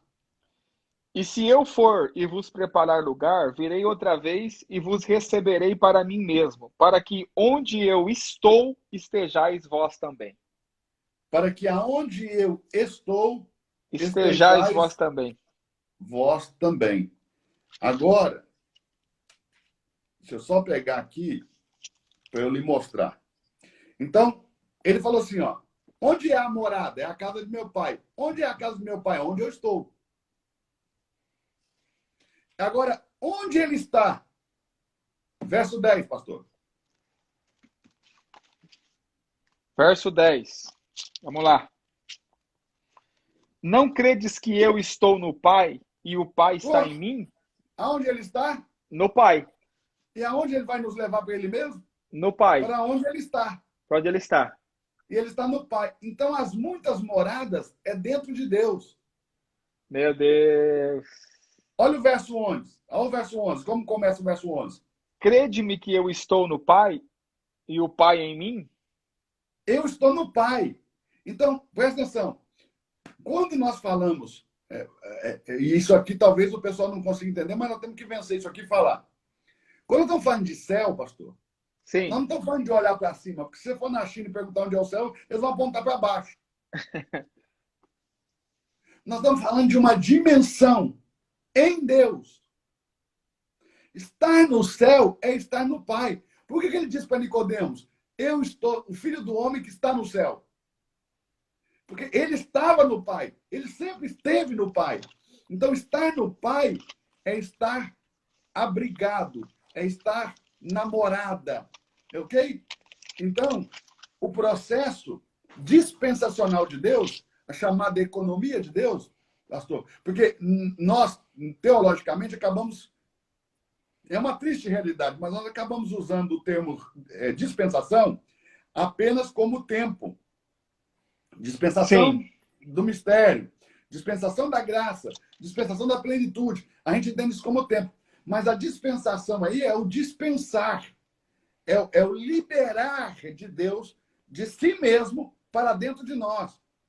E é o trazer de Deus. É Cristo nos trazendo para dentro do Pai. Então, assim como é com ele, vai ser conosco. Eu estou no Pai, o Pai está em mim. Como que vai ser conosco? Nós estaremos nele e ele em nós. Agora, 99,99% da igreja tem o Pai dentro deles. Mas eles ainda não estão dentro do Pai.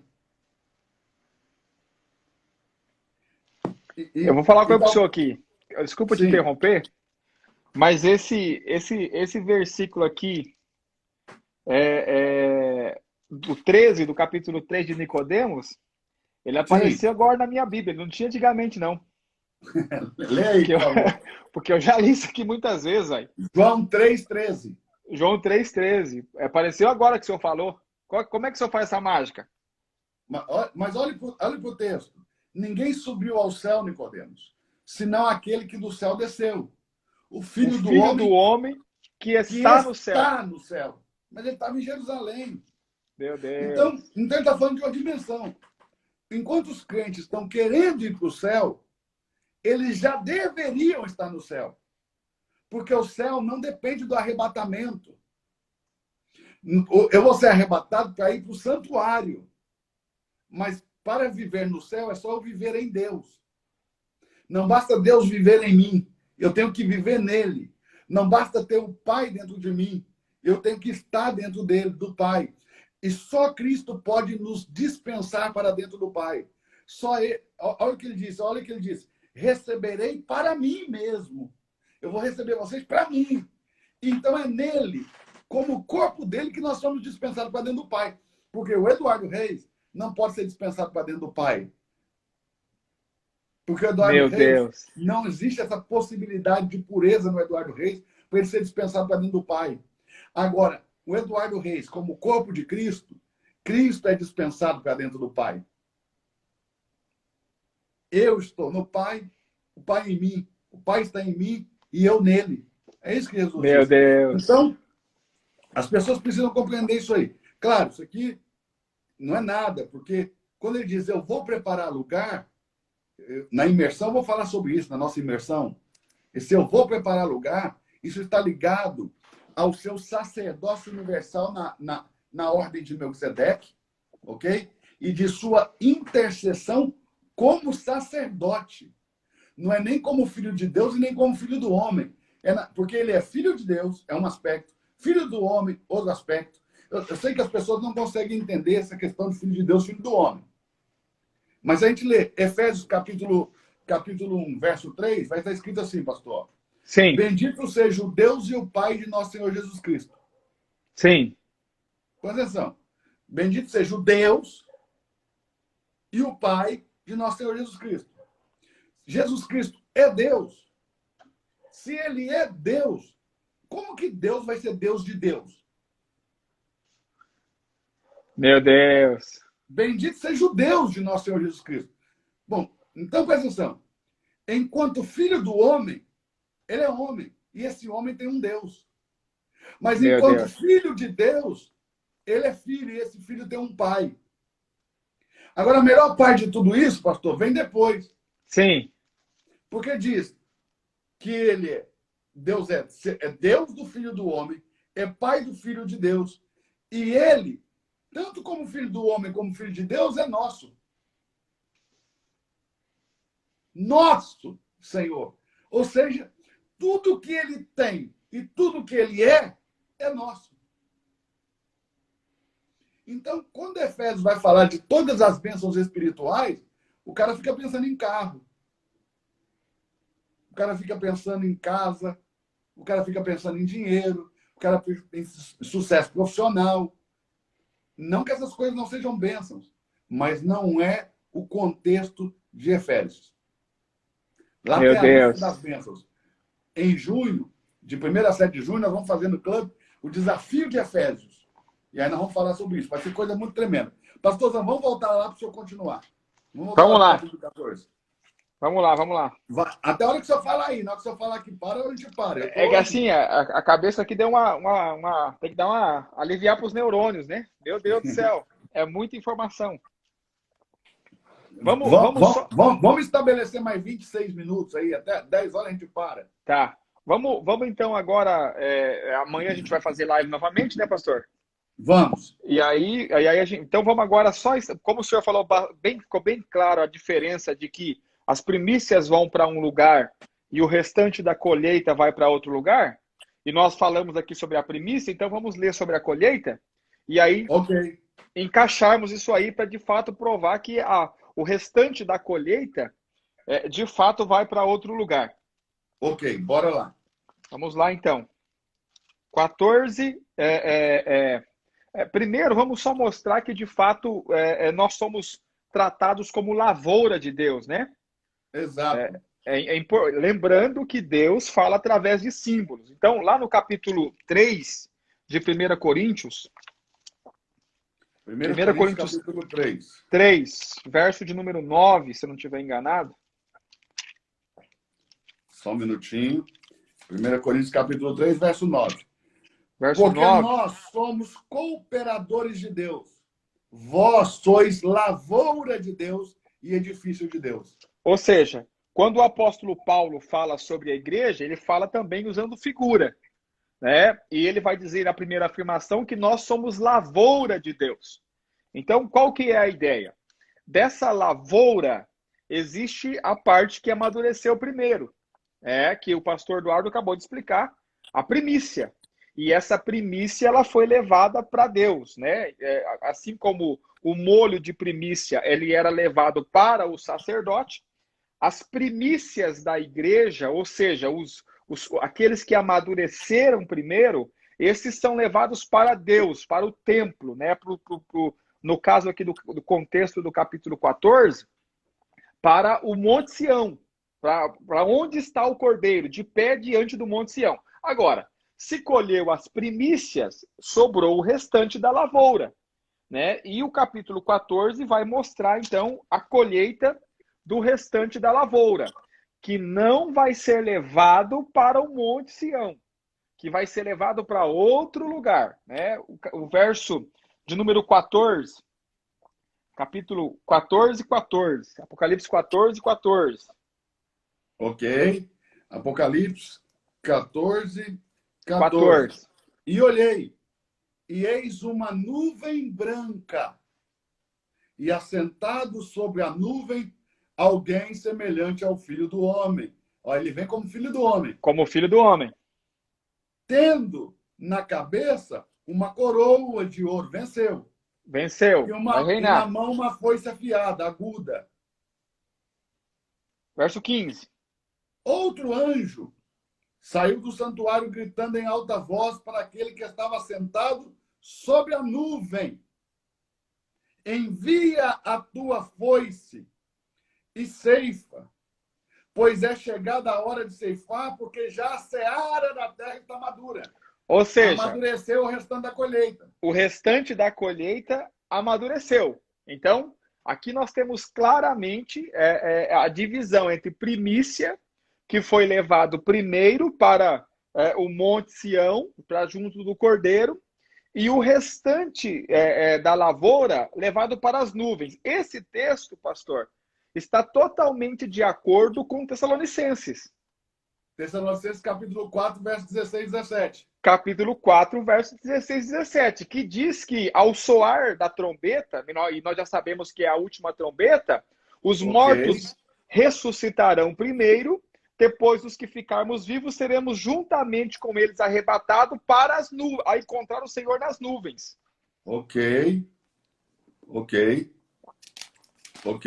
Ou muito seja, poderoso, é isso aí. Estou entendendo. O texto está totalmente de acordo com esse texto. O senhor tem o texto aí? Ó, eu posso ler lá, só um segundinho. Eu já estou em outro texto aqui também que vai nos esclarecer bastante as coisas, mas eu vou lá já. Peraí, só um minutinho. Tessalonicenses, 1 Tessalonicenses, capítulo 4, versos 16 e 17. Um minuto. Pronto. 16 e 17. Vamos lá. Está escrito assim: porque o Senhor mesmo, com um brado de comando e com voz de arcanjo e com a trombeta de Deus, descerá do céu, e os mortos em Cristo ressuscitarão primeiro.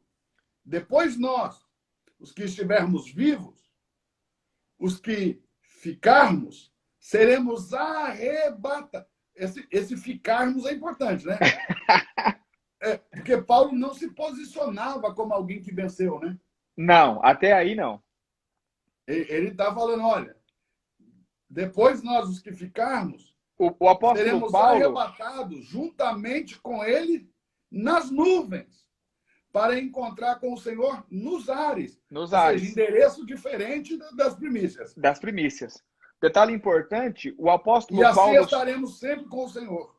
O apóstolo Paulo ele só se posiciona como vencedor definitivamente na carta que ele escreve a Timóteo.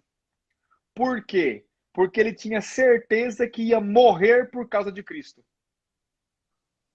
Então ele nem julgou ser vencedor por sua conduta. Não. Ele julgou ser vencedor por sua morte. Por sua morte. Então, quando ele sabe que vai ser oferecido como libação, ou seja, quando ele sabe que vai ser morto, então ele diz, olha, de fato, agora a coroa da justiça, a coroa da glória está me preparada. Por quê? Porque eu vou morrer, vão me matar.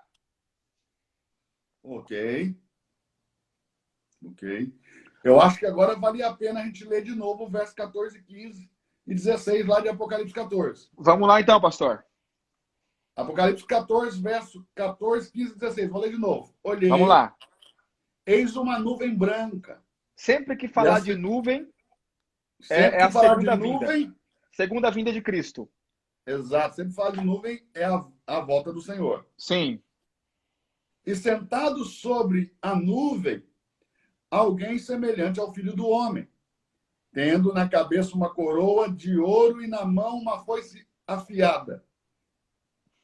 Outro anjo saiu do santuário, gritando em alta voz para aquele que estava sentado sobre a nuvem.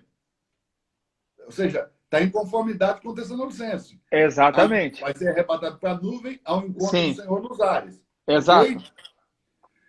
Envia a tua foice e ceifa, pois a hora de ceifar chegou, porque já a seara da terra está madura.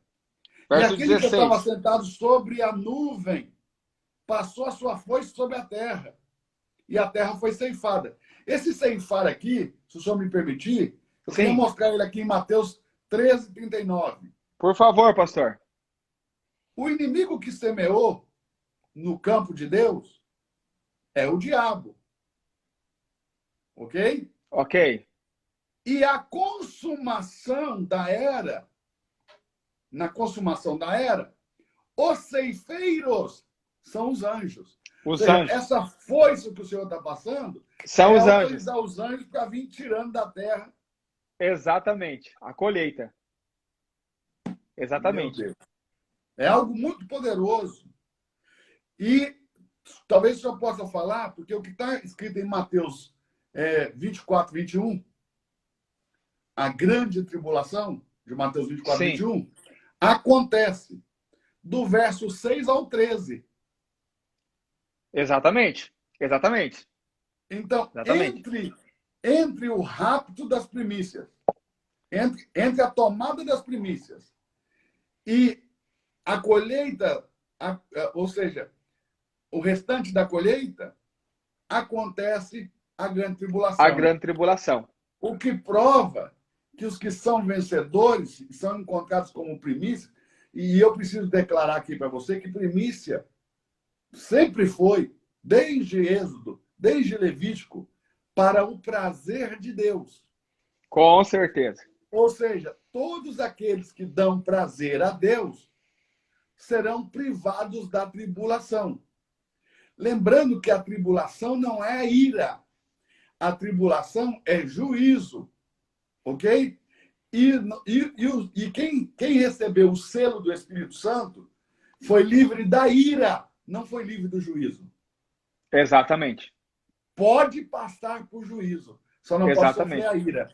Aí, pastor, talvez amanhã a gente possa explicar para ele quando a ira de Deus vai vir sobre a terra, então, se a grande tribulação não é a ira. Exatamente. Assim, se a grande tribulação não é a ira, não queira ver a ira.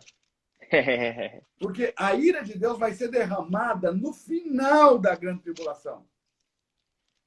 A ira de Deus vai ser derramada. Ó, deixa eu dizer uma coisa para vocês. Eu acabei de postar no meu Instagram, no feed do Instagram, um mapa, um diagrama, onde tem as 70 semanas de Daniel. Nós podíamos falar disso também na imersão, de forma bem profunda, né, pastor? Vamos falar. Sábado e domingo na imersão, vamos falar das 70 semanas de Daniel de forma bem profunda. Tem as 70 semanas de Daniel, tem os arrebatamentos, tem a vinda do Senhor, o rapto, você tem lá os vencedores, como filho varão, como primícia. Você tem, desde o início da era da igreja, o fim da era da lei, até o novo céu e a nova terra, nesse gráfico, ok? Talvez lá, se você ampliar, não vai dar para você, porque é muito pequenininho, muita coisa para caber num gráficozinho, num painelzinho. Mas lá, você pode também, você pode ir no meu Telegram. Se você tem um Telegram, você pesquisa aí Eduardo Reis, você vai achar o meu canal. Entra no meu canal e lá você tem o gráfico em PDF que você pode ampliar, colocar no telão da sua igreja, no telão da sua casa, aí, na televisão, no computador, e você pode ler tudo de forma detalhada. É um presente nosso para vocês. Agora entenda, pastor, como que o senhor disponibiliza toda essa informação? Isso é ouro em pó. Porque o senhor sabe, pastor Ronaldo Borges, que durante o Sim, tempo passado, o senhor estudou como eu também. Quem sim, sabia um pouquinho não queria compartilhar com a gente. de forma O senhor alguma. só passou por isso também? Muito, muito, muito, muito. Quem tinha um pouquinho a mais não queria compartilhar com a gente. Para quê? Para continuar tendo um pouquinho a mais e ser diferenciado. Porque ele não Exatamente. entendeu que parte dos requisitos para você ser levado como um vencedor é alimentar os santos, nutrir os santos. Nós somos responsáveis, os crentes maduros, por nutrir a igreja, por nutrir o corpo de Cristo. Então, eu dou. Por que eu dou? Dois detalhes. Eu nunca vi um mestre formado sem livros. Desde a antiguidade, desde a época do papiro, se forma mestres usando livros.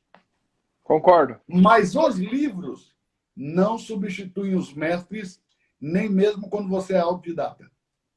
O Concordo. mestre é o seu mentor teológico, é o seu mentor na palavra, é o seu mentor no estudo bíblico. Os livros não substituem os mestres. Eu sei que muita gente, pastor, tem medo. O senhor sempre me ouviu falar isso. Eu sempre digo, a palavra de Deus é uma fonte inesgotável.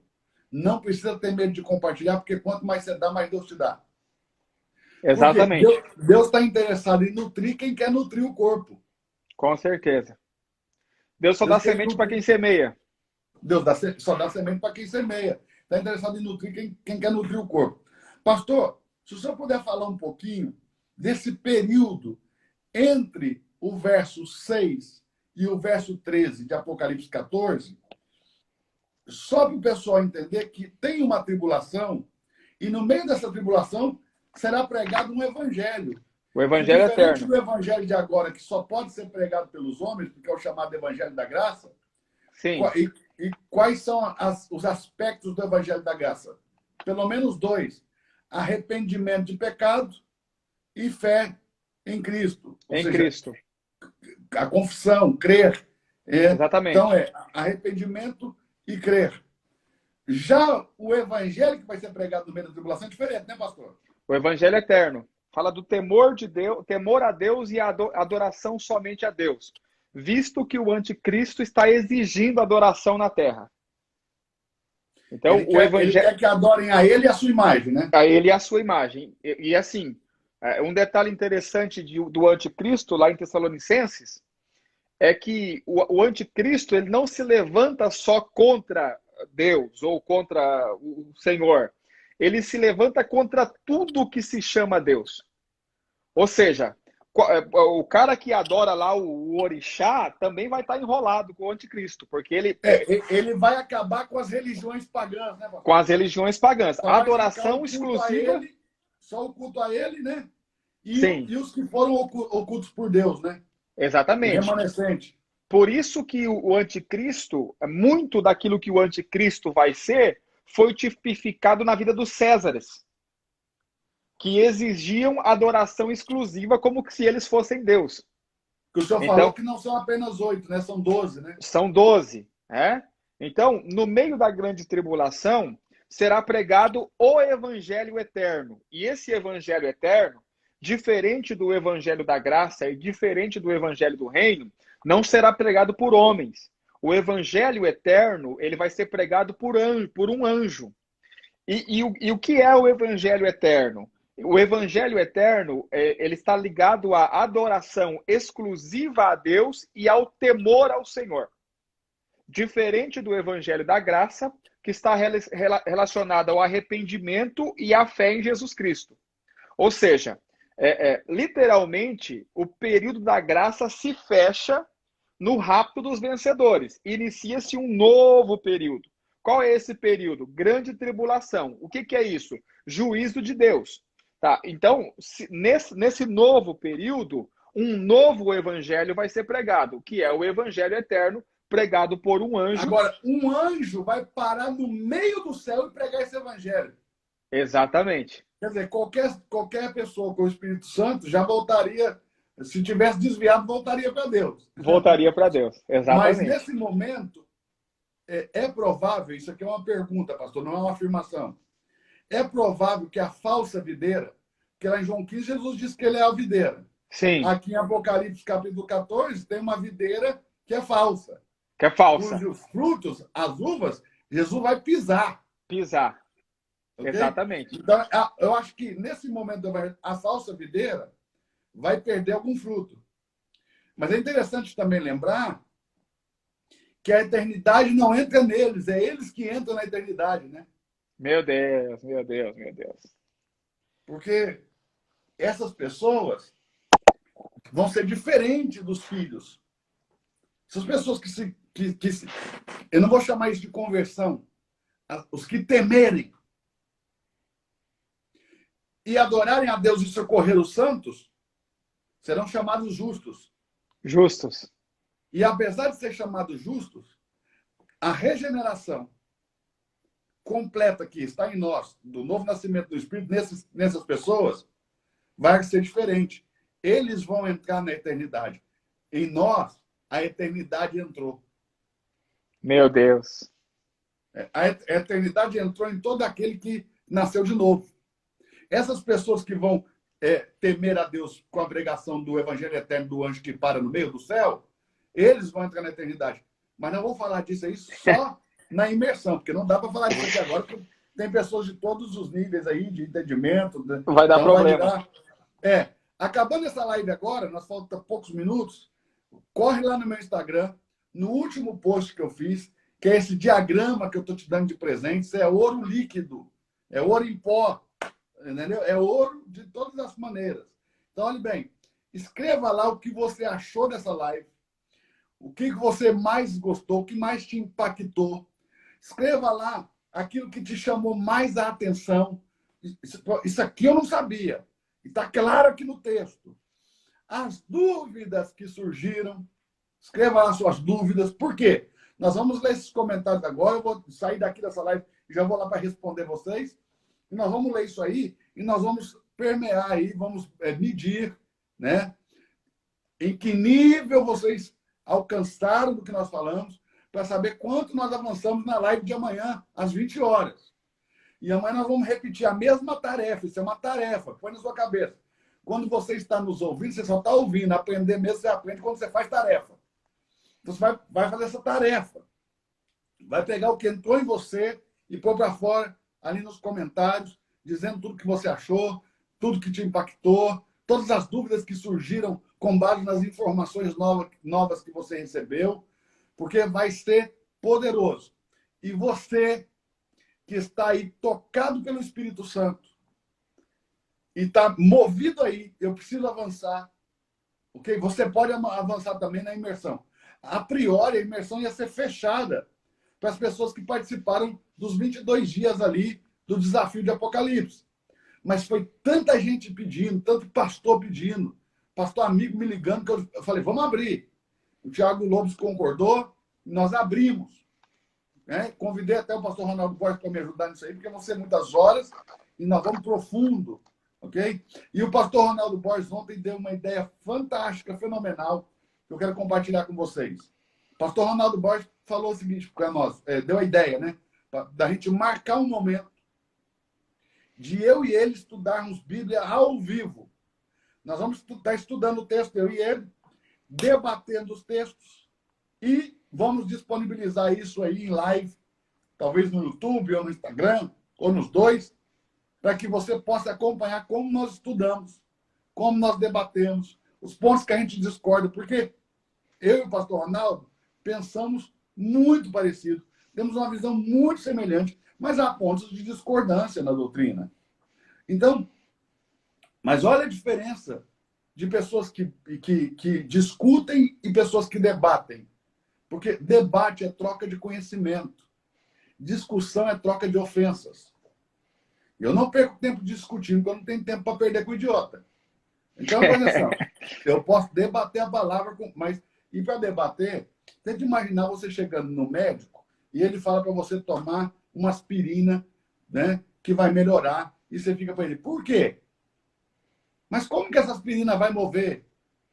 Ele vai ter preguiça de te explicar. Porque ele sabe que você não sabe qual é o composto ativo de uma aspirina. Normalmente, uma pessoa comum não sabe disso. Mas se outro médico chegar, ele vai falar imediatamente, porque ele tem base para compreender. Então, até para a gente falar algumas coisas, a pessoa precisa ter base. Por isso que às vezes a gente volta tanto, né, pastor? Exatamente. Bem no início do ensino, bem no início da doutrina, para ir construindo a base, para você entender as declarações que nós temos que fazer no futuro.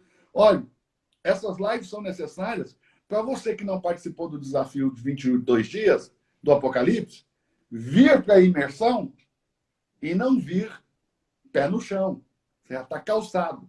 Então, você que nos ouviu aqui nesses 3 dias de live, você já está pronto, qualificado para participar dessa imersão, se você quiser. No link da bio está aí, ok? Está aí no link da bio, está a minha... na minha bio aí está o link. Pastor, o senhor quer falar do seu livro que o senhor está lançando? Sim, pastor. Essa semana já está por aí? Já está por aí? Já tem como? Não, eu acho que chega amanhã aqui em casa. Okay. O correio está me sacaneando aí. Mas eu escrevi um livro sobre o Evangelho do Reino, o Evangelho da Graça, o ponto de convergência. É um material que vai auxiliar você muito para entender tanto o Evangelho do Reino como o Evangelho da Graça e também fazer o ponto de convergência. Ou seja, quando você entende o Evangelho da Graça, que tudo já nos foi dado gratuitamente, e quando você entende o Evangelho do Reino, que o reino é por obras, aparentemente eles se contradizem.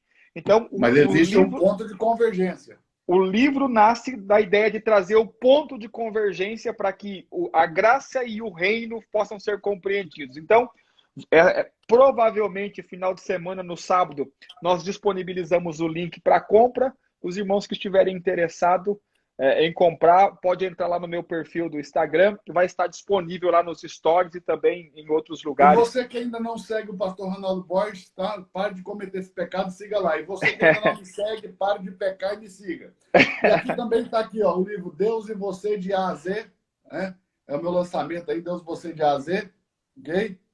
Esse livro já está no Amazon, eu tenho também ele no site Deus e Você, ok? Você pode colocar www.deusevocê.com.br, você pode comprar também. Já vai estar em todas as livrarias do Brasil, as grandes livrarias, tá? Saraiva, Cultura, Nobel, e todas as demais livrarias grandes, ok? E muito bom, são 23 princípios. Por que de A a Z? Porque peguei cada letra do alfabeto, estabeleci um princípio e falei sobre esse princípio. São princípios que vão te levar a ter uma vida espiritual vitoriosa. Não é um livro teológico, apesar de ser um livro muito bíblico, mas é um livro que você pode dar de presente para um leigo que nunca leu a Bíblia, que ele vai compreender e vai ser poderosamente abençoado. Vamos fazer uma foto, pastor? Vamos. Vamos fazer o print aí para você repostar. Você me marque o pastor Ronaldo Borges e os melhores, que a gente não tiver com a cara assim, ó. Reposta, tá bom? Bora lá.